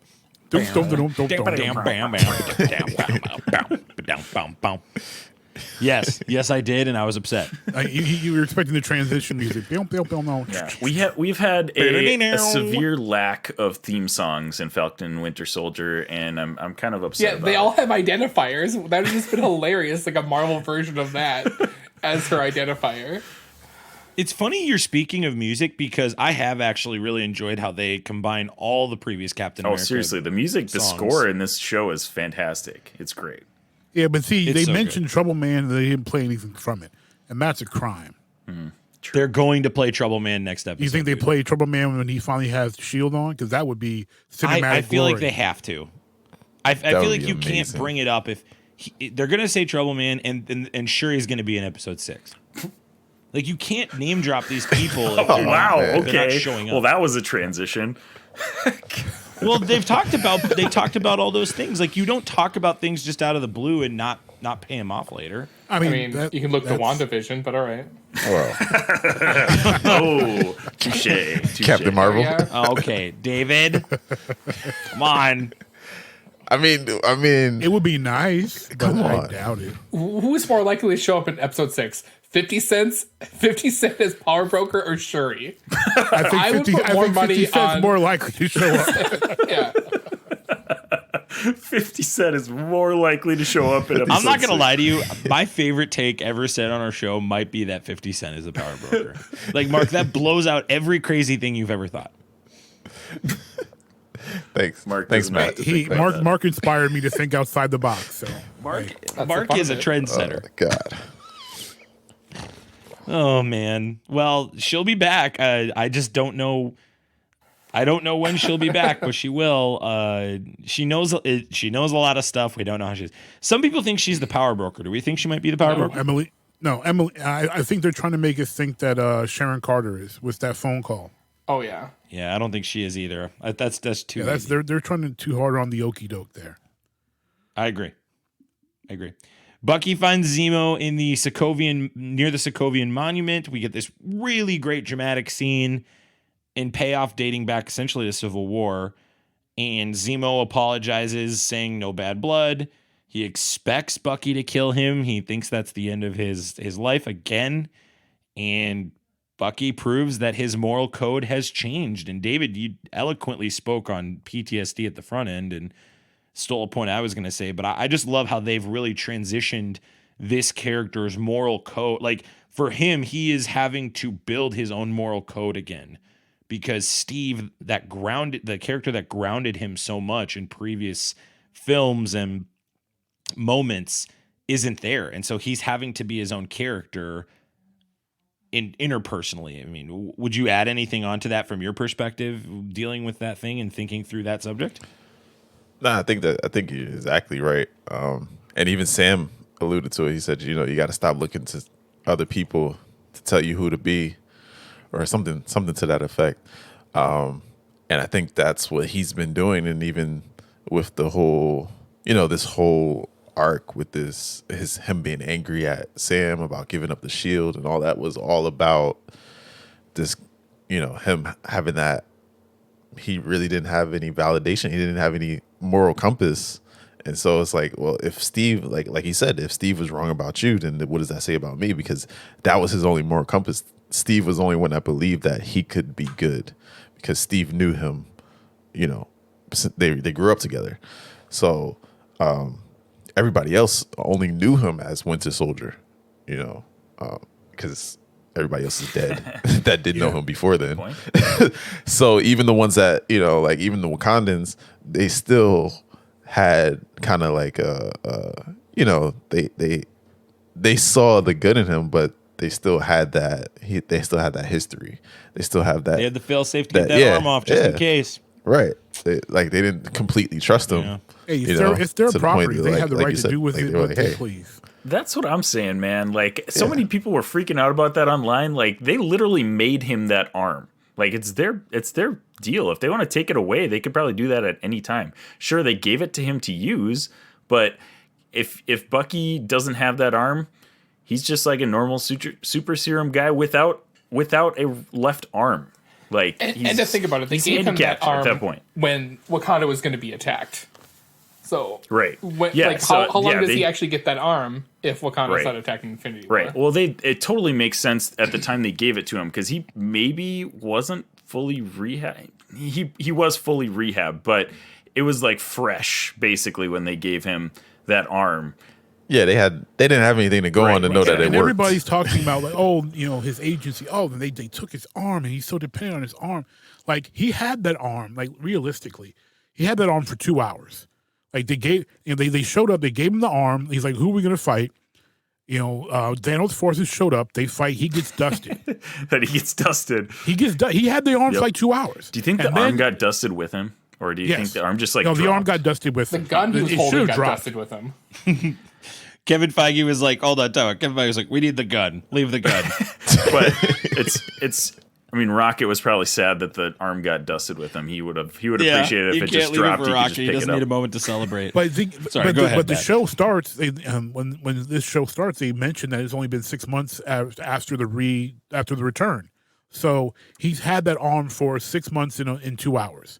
So he hasn't had it for years. He hasn't grown that accustomed to it, as even mentioned in this episode, where when he used the wrench to tighten the bolt, and Sam's like, "Why didn't you use the metal arm?" He's like, "I don't think about it first. I'm right-handed."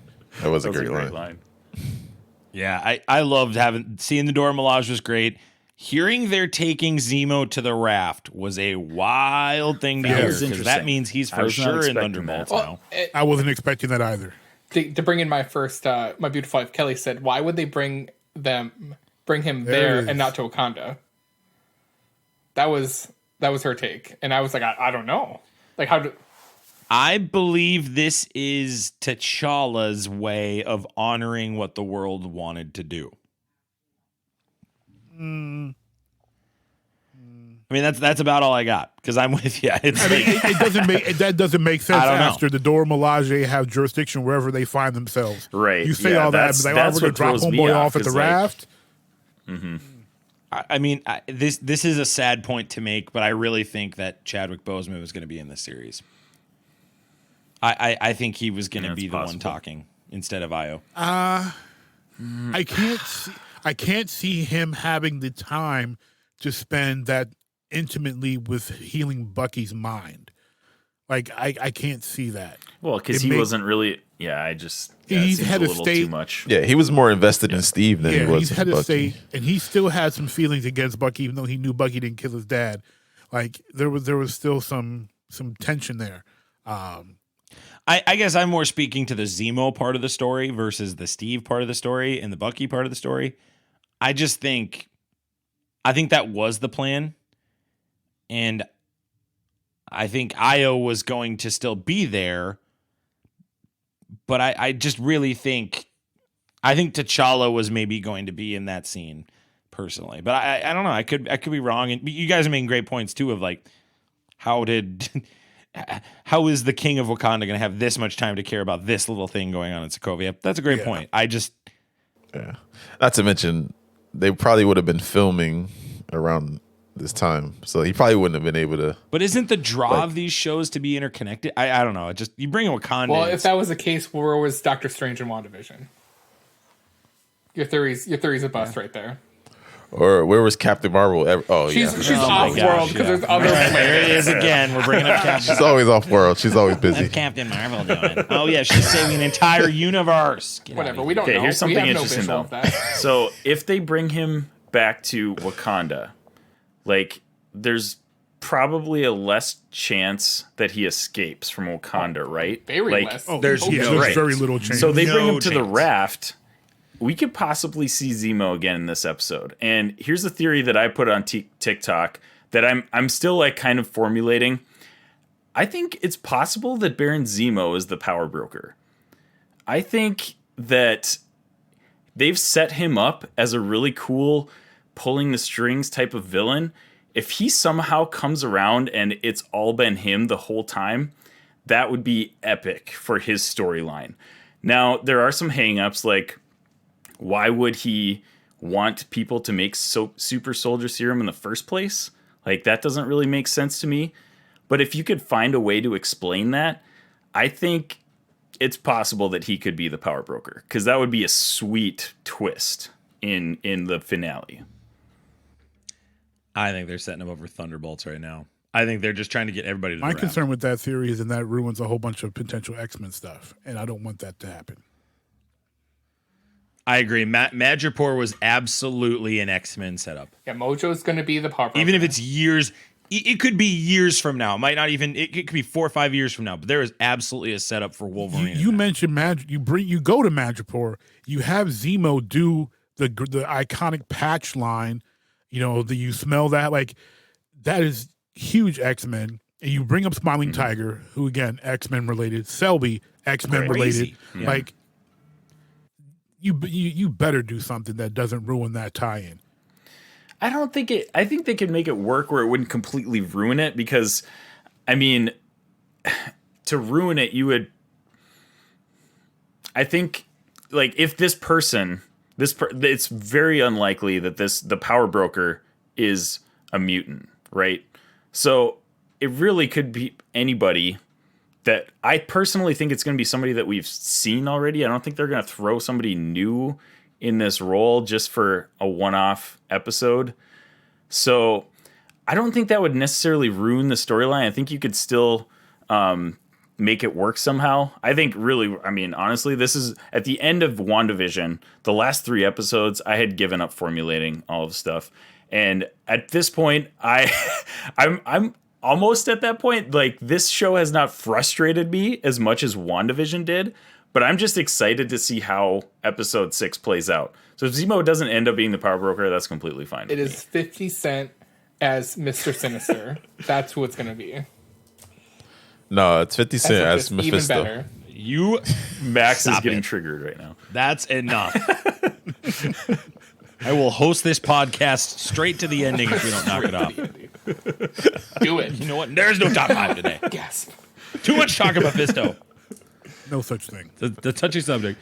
We talked about Isaiah Bradley, so we'll move on from that. But make sure you go check out that comic Truth. That's a good one. Sam goes home with Bucky to fix the boat, and obviously Sam helps him fix the boat. I read this as a illustration and metaphor for patching up the shield in his heart and essentially patching up what this means to him and getting his affairs in order to get ready to take on this mantle. And then I really loved the stuff with the nephews. I forget who brought that up earlier, but them using the shield and getting excited about it, that was sweet. And just there's something cool about the next generation that I think creates hope for anybody that's older. What did you guys think of this whole section of the episode? It was a good chunk of it, and there's a lot you could talk about, from, you know, Sam training to Bucky flirting with Sarah to the nephews doing their stuff and fixing up the boat. And obviously Sam brings whatever is in the box. I think we all know what's in the box, but still, like, what's in the box? What stuck out to you guys about this scene? Or series of scenes? There was so much, but yeah, the boat scene, that was, because that's when you really start to see them sort of bond, and it's like, especially when, like, they're walking off and they're like, you know, still not partners, you know, and it's just like you started to see that where Bucky's breaking down tearing down those walls that he's kind of built up of, like, blocking everybody out but Steve, and Sam is just doing his counselor thing that he does, and, you know, and they bonded over this boat and family, and even which I'm sure Matt caught up on this too, but, like, when Sam is telling Bucky, like, oh yeah, you know, you don't gotta get a hotel, you can stay here, you know, everybody's friendly here, everybody's real, you know, everybody's nice here. That's a very Black people thing to do. And so it's just like to show that, like, I think that was another one of those, like, they were kind of like showing those racial undertones of, like, just, you know, that's just our culture. We're welcoming, we're friendly, we're not the way we're viewed elsewhere. And so I think he was just, like, bringing him into his life, bringing him into his, you know, he's like, hey, listen, you can stay here. You're part of the family, basically. Just don't flirt with my sister. Um, And then he immediately flirts with his sister. every time she comes around, he just gives her a big goofy smile. So yeah, I mean, I liked all of that whole scene of actually it was multiple scenes, but of them just like bonding around this boat and just bringing the whole community together to reconstruct the boat. And I think it was a little bit of a metaphor for Sam rebuilding his image as well, because it was like he was broken because he's wondering if he made the right decision, especially after John Walker did what he did, murdered the I can't remember his name. Yeah, Nico. And so I'm sure he's got regrets now. And so it was like where I saw that sort of metaphor was when he's getting ready to paint over the name on the boat, and his sister's like, "Nah, we can't sell it. We gotta fix it up." And it's kind of the same idea with Sam, like, don't give up on it. Like I think at that point he kind of gave up on the shield and just everything, because he's like, well, I made the mistake of giving it up and all this stuff, and his sister was in the same position with the boat and the family stuff, and so it's like he's returning home now to say, like, I'm not giving up on this, like, I gotta keep fighting. And I think he even said that at one point. I was totally waiting, David, for Morgenthau to show up and threaten her in some way and like take her away. Like I was kind of holding my breath through all the good scenes, and that kind of took away my viewing experience to like dig deep into some of this stuff you're talking about. But it was so great to me. I loved it. I thought it was great. Mark, what'd you think of the training scene? I just was surprised we didn't get some cliche 80s music with it all. Two buddies, on a boat fixing it up. Eye of the Tiger. Throwing this shield that looks like it just defies physics by all means, and it looks super easy when you figure out how to catch it. They're like playing catch with it, like they did with the football. You guys remember before Falcon and Winter Soldier came out, like they had the trailer and they had Sam throwing the shield, and we were all like, how is he throwing that shield? Like, does he get super soldier serum? Like, how is he doing that? No. I don't understand. Turns out literally anybody can throw the shield. Yeah, you practice it, you're good. You just practice. That's all. Which I was actually surprised at how good John Walker is with the shield. Well, that was everybody's thing in episode 2. Where they showed his training montage with him with the shield. They're like, and that was, I think they did that, and they started Walker without the serum, unlike in the comics, to show that a regular dude that's at peak physical condition can wield this shield. Yeah, right. Because honestly, even comics before Sam, everybody that wielded it was a super soldier. Sam's the first regular human to wear it, so I think they had to ease us into that believability with the shield. But I want the deleted scene. Like, the montage was dope, and I'm glad they didn't have any 80s music or any stereotypical like hip hop beat over the training scene. That would have been a bit too much. But I want the deleted scene, because the first thing we see is the shield going into that tree. And then after that, it cuts right to both of them throwing it, and all of a sudden there's pads around them trees. I want to see the scene where Sarah comes out that house yelling about, what you doing to my trees? Throwing shields into my trees, breaking my trees. Mama and Daddy planted them trees 30 years ago. How dare you throw that shield at them, destroy them trees? Like, that's the scene I'm missing. Yep. That would have been great. Yep. Black woman. But she ain't wrong, though, because that shield jacked that tree up. Man, Bucky throws that shield at a tree, it'll chop it right off, man. Exactly. This is just like, I don't know. I got emotional watching it, to be honest. I'm really, really excited that this transition's happening.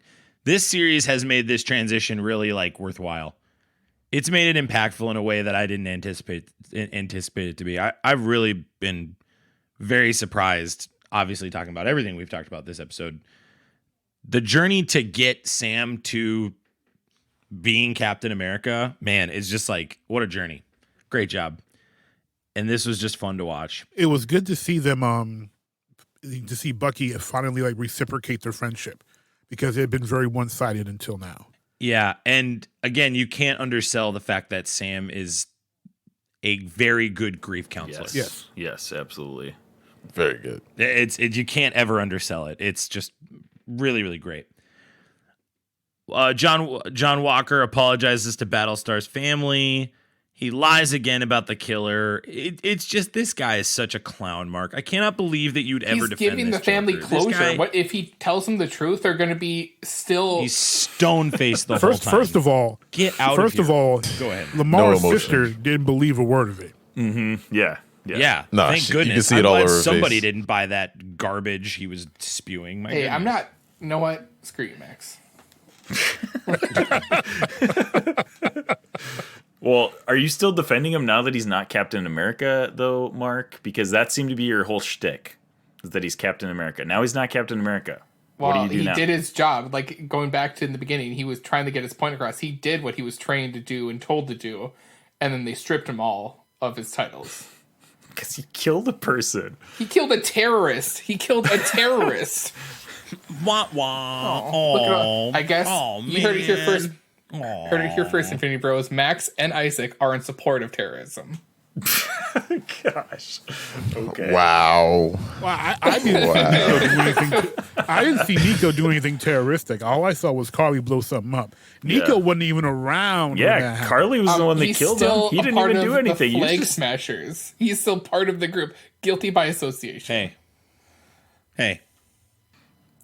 That's enough. That's all right. The man pleaded for his life. Hey, don't bring Lock into this. It wasn't. It wasn't Oh. me. Hey, it was. wasn't me. Keeping it serious. It was a hands up, don't shoot. It wasn't me. It was. Ooh. You're absolutely right. That's exactly what it was.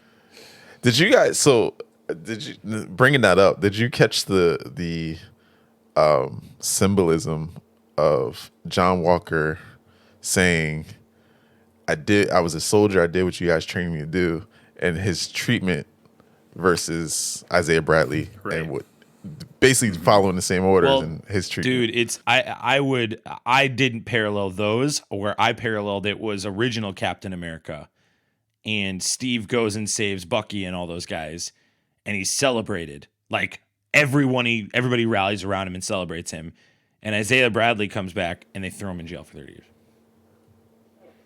Yeah, that too. That to me was the bigger, heavy-handed. Oh my gosh, that's painful. That to me, that made the Isaiah Bradley heartbreaking scene. Just, it was a gut punch. And it's wild to, like, going back to this, that they treated these the other guys who were given the serum as test subjects, and if they're being captured, we got to kill them. Versus they held Captain America in such high regard. Was that ever the case if he got captured? Made me think about that.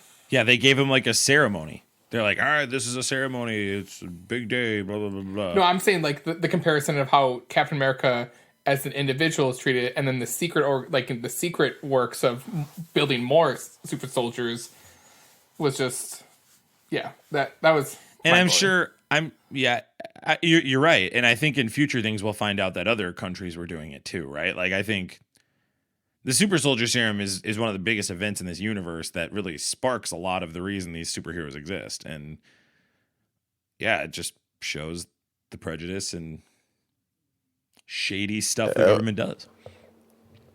It was also interesting, like, when John Walker said, like, they don't know what it takes to be Captain America. And it brought me back to the original Captain America when Steve first gets the serum and then they make him Captain America, and he's basically just a mascot, and he's going around and, shaking hands, kissing babies and all that. And that they kind of had that same parallel where they were just like, when do I get to the real action? When do I get to really be Captain America? And the difference is that, like, Steve kind of understood that a little. I think he understood that a little bit more, that, like, it's more the symbol. Yeah. Versus John Walker was just like, I'm ready to just smash stuff and kill people. Yeah. And, and be a soldier, where Steve was like, okay, I don't like doing this, but I get it. And so I'm going to. All of John Walker's problems would have been resolved had he listened to his, there's a Hollywood trope. There's a magical Negro Hollywood trope where the white hero always has some black person that's giving them this wise, sage wisdom. If he listened to Lamar, he wouldn't have had all these problems. And almost every problem he ran into, Lamar had tried to tell him, and they did in the montage of Lamar telling him, "Hey, bruh, I know you want this, but we should probably hang back. We should probably do this. Hey, John, maybe we should listen to them." And John didn't listen to them. Imagine that. Yeah, even with the Carly scene, like he tried to while Sam was talking to him, he tried to stop him. It's not, and he's like, "No, I'm going." I mean, from minute one, I mean, he's in the locker room and he's looking at the suit and he's like, I just want to do the job. And he's like, "Brother, this is the job." And that, and I don't know how many of you read my review of it, but in the comics, there is a scene where the new U.S. agent is fighting with Battlestar, and he's like, "How could you have let them give it to Walker? You're bigger, you're stronger, you're faster, you tested higher, you're smarter than Walker is, yet you let them make him Captain America when it should have been you." And they subtly did that. He had the wiser decisions. He understood what the job was more than Walker did. Do you think the U.S. government, knows that he's taken the serum? Because I just feel like they don't discharge him like that if they. Yeah, they know. They have to know. Like, yeah, I mean, if Val knew, then right. I'm sure they know. Other people know. All right.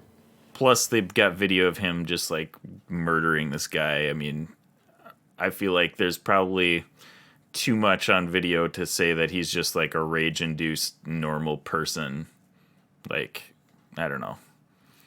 Well, too many eyewitnesses saw him, jumping out of a window and 3-point standing on top of a truck. He did the superhero landing on the truck. He did the superhero landing. They're sprinting through it. There was too much superhero stuff in view of all these people for them not to know. Well, and I don't remember exactly which. I mean, obviously this is a flag smasher, so it's not like they would be like telling the media about this or anything. But during one of the fight scenes in episode 4, was it? Yeah, I think it was 4. I mean, John Walker like bends that pipe, right? So like people know. I don't know necessarily if like the public knows, but the U.S. government's got to know because they've got people telling them that stuff. So I would assume they know. We got a couple other major beats, but I'd like to honor our time and our listeners' time and keep it close to 2 hours as we can. So I'm gonna go through a couple more things and we'll ask some questions at the end here. Sharon Carter hires Batroc. We don't know why. We also find out that she hired him for episode 1 to do all the shenanigans that he was doing in episode 1. So hopefully there's a big payoff for that. We'll find that out. He approaches the Flag Smashers to get into the GRC. We see the Flag Smashers essentially activate this group of sleeper Flag Smashers that were around. And Batroc just communicates, "I'm going to try to kill the Falcon." So we're going to get a Batroc and Falcon fight again, which will be a lot of fun. And we hear about this GRC Patch Act, which they're basically trying to deport the refugees that had been snapped and blicked back. We finally get the 2 big reveals at the end, which is Sam opens a box. What's in the box? It's clearly his new suit from Wakanda. We just don't know what it's going to look like. But if you read a comic book, I think you have a pretty good understanding in the last 5 years of what it's going to look like, right? Yes. It's going to look like that new Captain America suit. Oh, man, I can't wait to see it. It'll probably have the wings. Oh, it better I was have thinking the that wings. too. It's definitely going to have the wings. It better have the wings. Unless it's the new Black Panther costume that they're getting. Or an old used one they were just trying to get rid of. Repurposed. Recycled Black Panther costume. It's the one. Yep, it's 50 Cent. 50 Cent's going to jump out of the box. It's a 50 Cent, and I'm the power broker. It's a bulletproof vest from 50 Cent. It says G Unit on it. I love it. That's exactly it. Pickups to Marvel. Well, we love you guys 3,000, and we'll talk. Pickups to Marvel for hiring GSP to play Batroc, because not only is GSP amazing, but Batroc's real name is George's. Like that's GSP's name. Like that's his name. Perfect. Like it's perfect. Like you couldn't have had anybody better play it. As Batroc. He's great. Yes, he is. He's great. He's tons so speaking of costumes, I know you're probably already going to mention this, Max, but the post-credit scene, John Walker is making his costume. I am pumped to see what legit U.S. agent looks like. I'm really excited to see. I want the black suit. It better Black be suit, the black yes, suit. please. They're totally going black Please bring suit. the They're black totally suit. That doing would be it. sick. And he's got. It Because that looked like suit he is was. fire. It looks like he was pounding those metals into his shield. Like he's gonna have some like kind of decorative like shield. Basically, man, I'm excited. I think he's going to try to do more of maybe not a black, but a dark blue, Matt, to kind of honor Battlestar. Maybe because he did take the his medal. Yeah. Yeah, he did. Mm-hmm. I don't know. All I'm trying to ask Marvel is one of the things that did bother me. I still gave it a 6, but one thing that bothered me is Sam's talking about Carly's gone underground. Carly is in Central Park in New York City. How underground is that? Just She chilling. wasn't even trying to hide. I agree, Matt. Everything in regards to the Flag Smashers just does not align for me with the rest of this show. It just is not as tight. And I think this was the ball they kind of had to let drop a little more to make sure everything else worked out well. Flag Smashers everything's just so convenient for them. I think basically the Flag I just have Smashers not is the enjoyed them. backdrop for this show. Like it moves the plot forward, but they're obviously not the main focus of the show. I mean, the main focus is Sam Wilson becoming They're just Captain annoying. America. They're just super annoying. Yeah. I think they are probably the weakest part of the show, but for me, I don't think it detracts from the story enough to really make it like lower score for me. I think it's still going to end up a pretty dang high score when episode. Yeah, it'll be a pretty 6 high is all score, I said think, and for done. me too. Depending on how well, I mean, if WandaVision's it next week, we'll find out. I mean, they got a chance to screw this up still. White Vision appears. He would still be out there. White Vision's here, and now White Vision's gone. All right. No, wait. Where did they There's go? also a Nobody missing knows. credits. There's a missing scene where White Vision appears after they're fixing up the boat, and he's like, "Well, if you paint it and you fix it, is it the same boat? Is it the same legacy?" Oh my gosh! You know what, Matt? Yeah. Is it the same Ship boat? of Theseus. That's the question. Is it the same boat? Is it still the ship of Theseus? Processing. And they both say, may never we know. request elaboration. Is it still the ship of Paul and Danielle, or is it a different Right. ship? Or is it Sam and Bucky's ship now? Sam and Bucky's ship. Let's do a quick round table of answers. Quick answers here. Is Steve dead or is he still alive? Matt. Steve's on the moon, like they said in episode 1. He's on the moon. Yeah, Screw to the moon. you. Blue Matt, area. He's on the blue area of the moon. And he's hanging out with the Inhumans. Jarrett called it, man. He's on the moon. You and Mark need to start a podcast called "We Think 50 Cent and Mephisto Are in the Whole Mephisto MCU." 50 Cent That's- podcast. That's a terrible name for a podcast. It David does and not I flow will at start a all. podcast called "No, They're Not."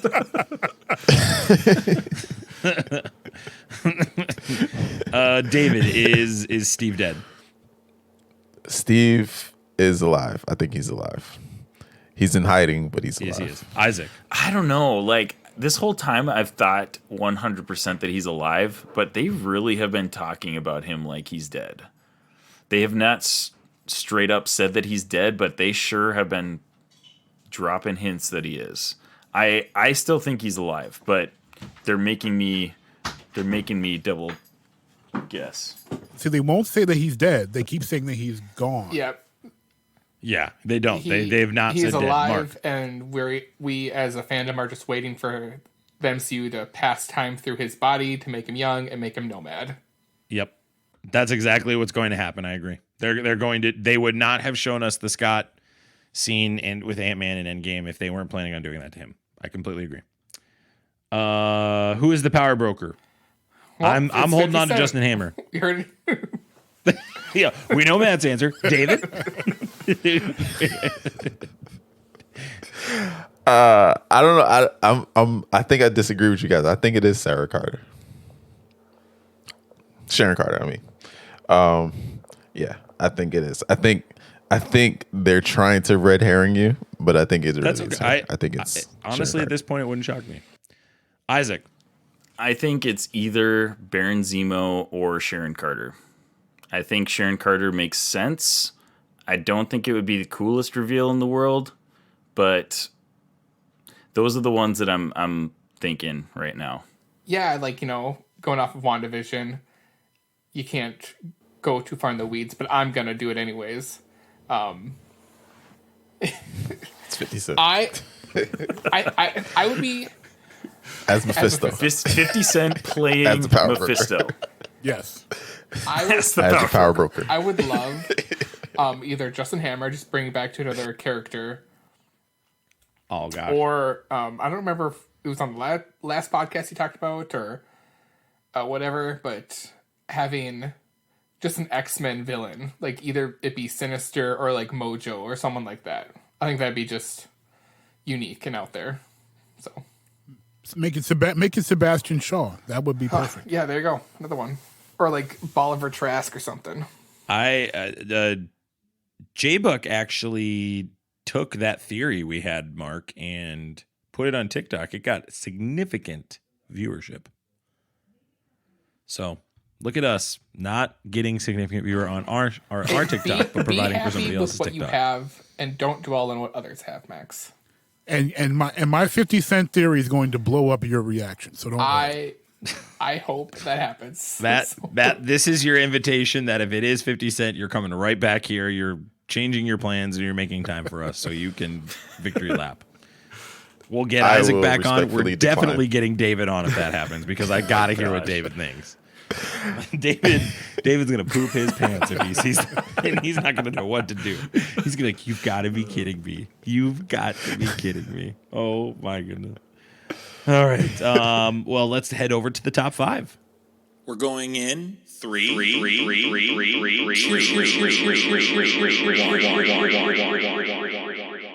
You're entering the top 5 on the Infinity Bros podcast.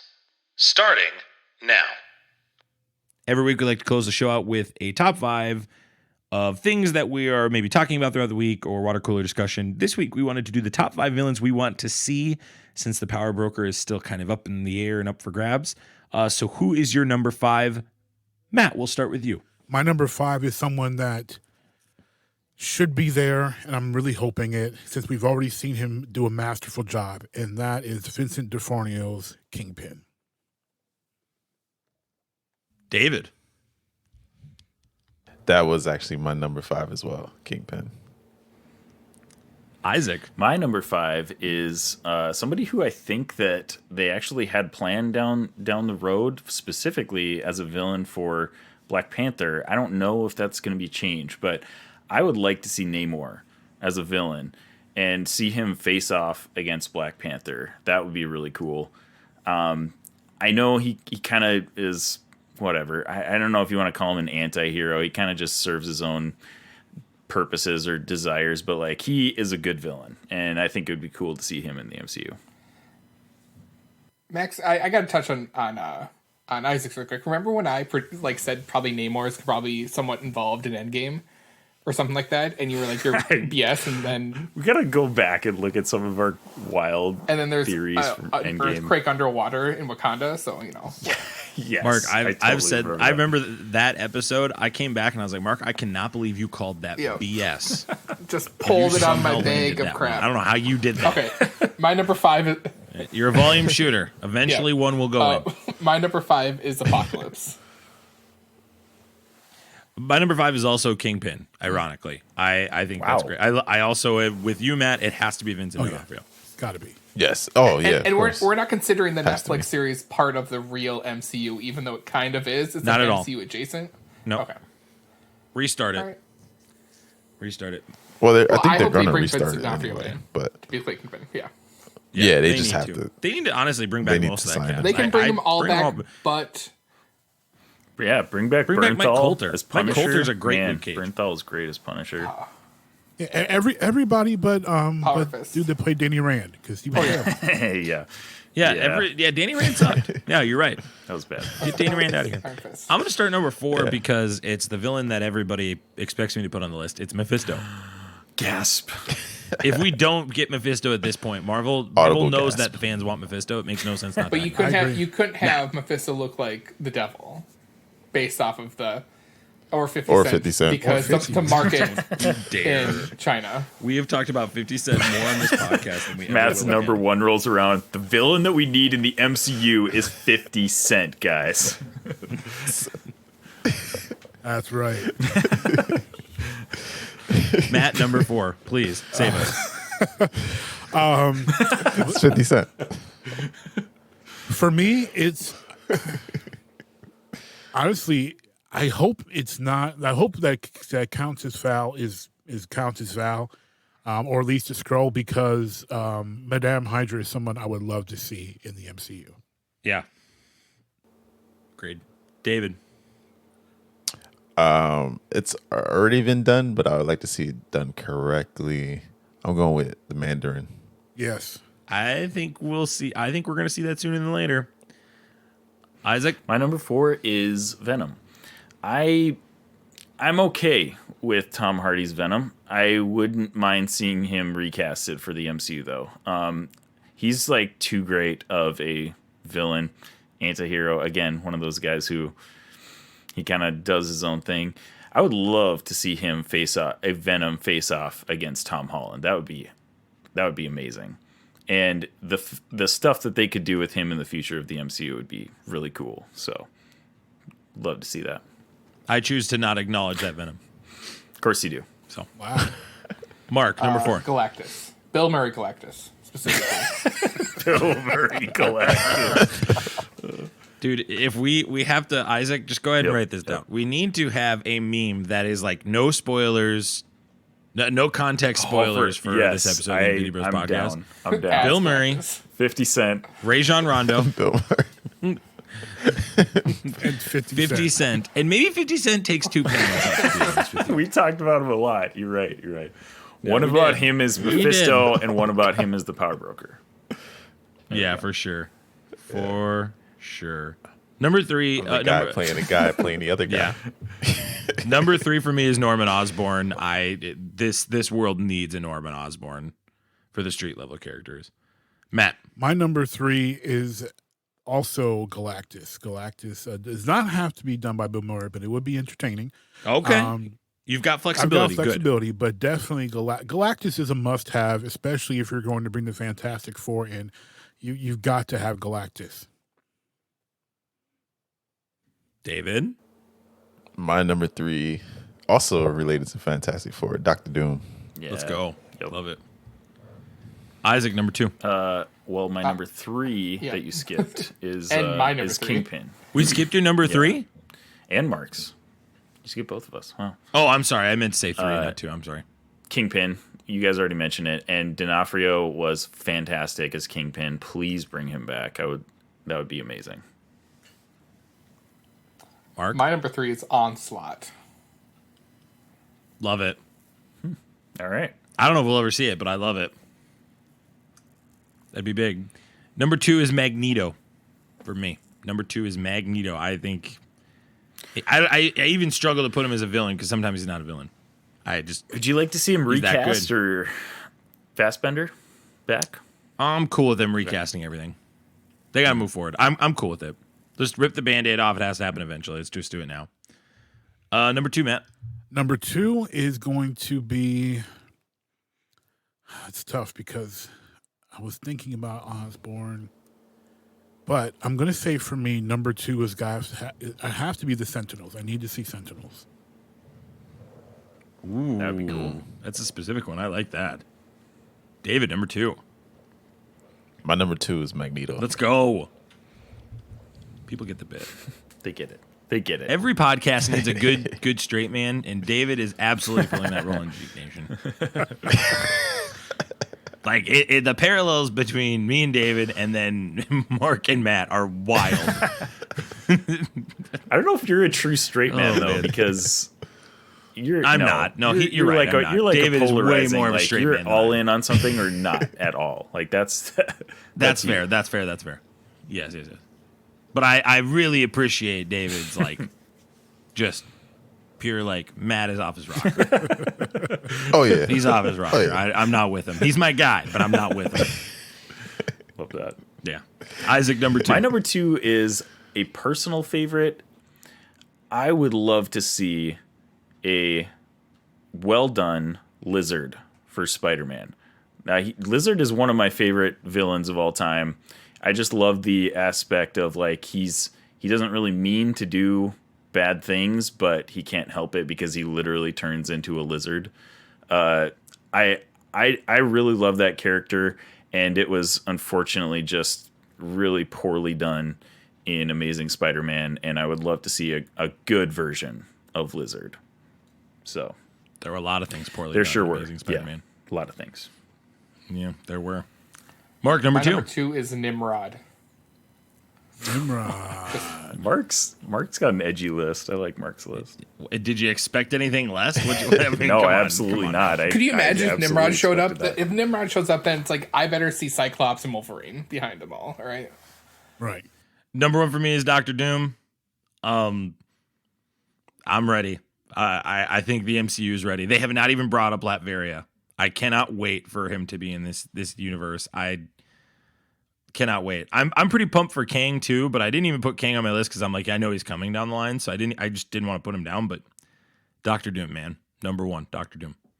Matt, this one may come as a surprise, but I have it because Spider-Man is the icon of Marvel, and hopefully they get some more control over Spider-Man, but who knows with Sony. So I want them to do more with Spider-Man and do it more traditionally. And one of the great ways outside of a Norman Osborn would be to have Hobgoblin.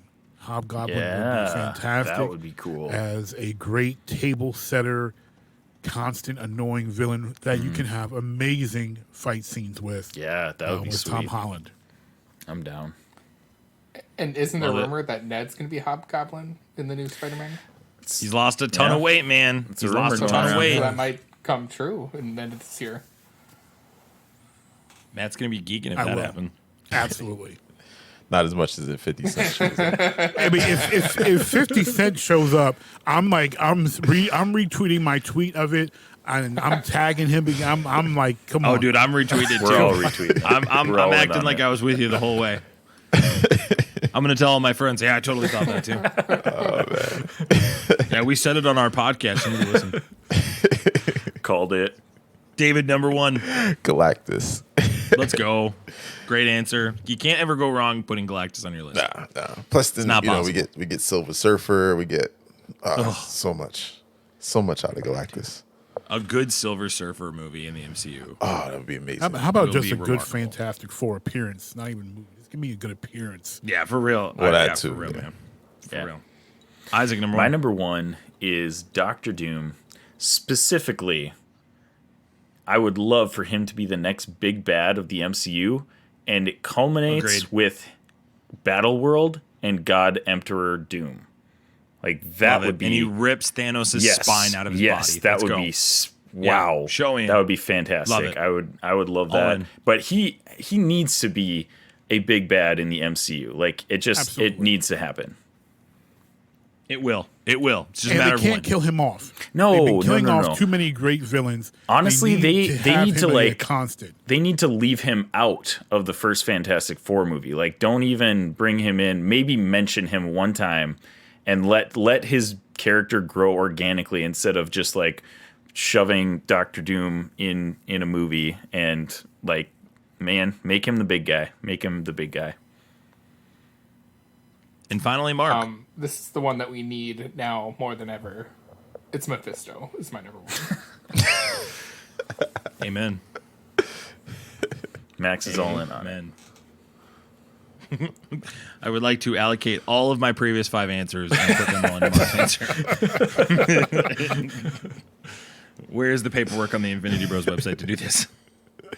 Well, David and Matt, thank you again so much for coming on, guys. Real quick, can you guys plug anything? If people liked you, where can they find you? And where can they keep the conversation going with you guys? Go ahead, David. I was going to let Matt do it, but Jeek Nation, pretty much everywhere. Twitch, Twitter, Facebook, Instagram. Yeah, Instagram. Yeah, everywhere, Jeek Nation. And then individually, I go by UniqueDNA pretty much everywhere. He is Rockinmrmagic. And yeah, we have some other projects that are kind of in the works, but Yes. yeah. You can find our main thing is Jeek You can Nation. find our 2 podcasts, the original Jeek podcast and our pro wrestling show, Breaking Ring Rust. Just search Jeek Nation or search each name of the show, and we are on Spotify, Podchaser, Stitcher. Please leave us a review if you watch, if you listen, and we would really appreciate it. We reply to everyone we've gotten so far, because we want to help Meals on Wheels and people less fortunate as well. We do have a couple projects going on that are open invite to creators like the Infinity Bros. So I'm putting it out right now. You guys will have open invites, obviously, to any of our shows. Obviously, Mark, you need to get on that wrestling fan, show, Mark. But also, we have a show that called Classic Colloquy, where we will watch a public domain, old school piece of content. So it's a watch along podcast where we talk about the show. So we've got some publicly accessible anime, some Dick Van Dyke episodes on the list, some Lucy show, some Mr. Ed, some classic black and white stuff. So if you want to get in on that, obviously you Infinity Bros particularly, definitely let me know. And if you're a creator and that sounds like something that's interesting to you, just go to just hit us up on Jeek Nation and we'll give you the link where you can put yourself in for a slot. And if Zane reaches out, just go ahead and delete them. We'll do. Poor Zane. Yeah, don't accept it.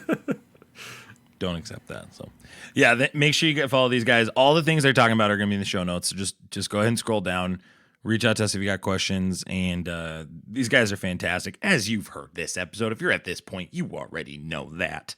Don't be ridiculous. You can check us out on Facebook, Instagram, and Twitter, theinfinitybros.com. Make sure you leave us a review after you leave Jeek Nation a review, because you could be entered to win an Infinity Gauntlet signed by us, except for maybe Zane. We'll see. Isaac, can you talk about maybe just where they can find us on Twitch? Yeah, absolutely. So we're streaming a lot nowadays. Infinity Bro Robbie, Infinity Bro Jarrett, and myself. We actually stream multiple times a week. I think Sunday, Tuesday, Wednesday, Thursday nights, and Thursday mornings. So definitely come check us out. Hang out with us on Twitch. We do have a little bit of a giveaway right now. So basically, if you guys are interested in that Thy Geekdom Come devotional book, you can win a free ebook if you share, like, and reply with who you would like to see in the MCU as the next big bad villain on the post that comes out next week. You will be entered into a giveaway to win an ebook of Thy Geekdom Come, which you can check out at geekdevo.com/infinity. And get your free 5-day devotional as well. So lots of cool things going on at the Infinity Bros, man. Got to get in on all of it. Mark, is there anything positive you could add to the conversation? I'm just happy I was here today to talk with Jeek Nation and you Infinity Bros. And yeah. Is John Walker still your Captain America? Well, he's nobody's Captain America now, so. He's hopping off. That's progress. Progress. You know what? That's better than where we. That is progress. Secret Wars it or Secret Invasion, just go into hiding about it though. Right. Yeah. Well, Mark, I guess thank you for coming You're on. You're welcome. Thank you. Thank you, Infinity Bros Universe, wherever you listened, however you listened. Thanks for making us part of your weekday or month. As always, we love you guys 3000 and have a great rest of your week. We'll see you. Bye. Bye.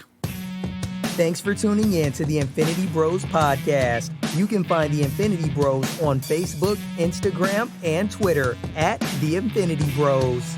Feel free to send listener feedback via email at infinitybrospodcast@gmail.com.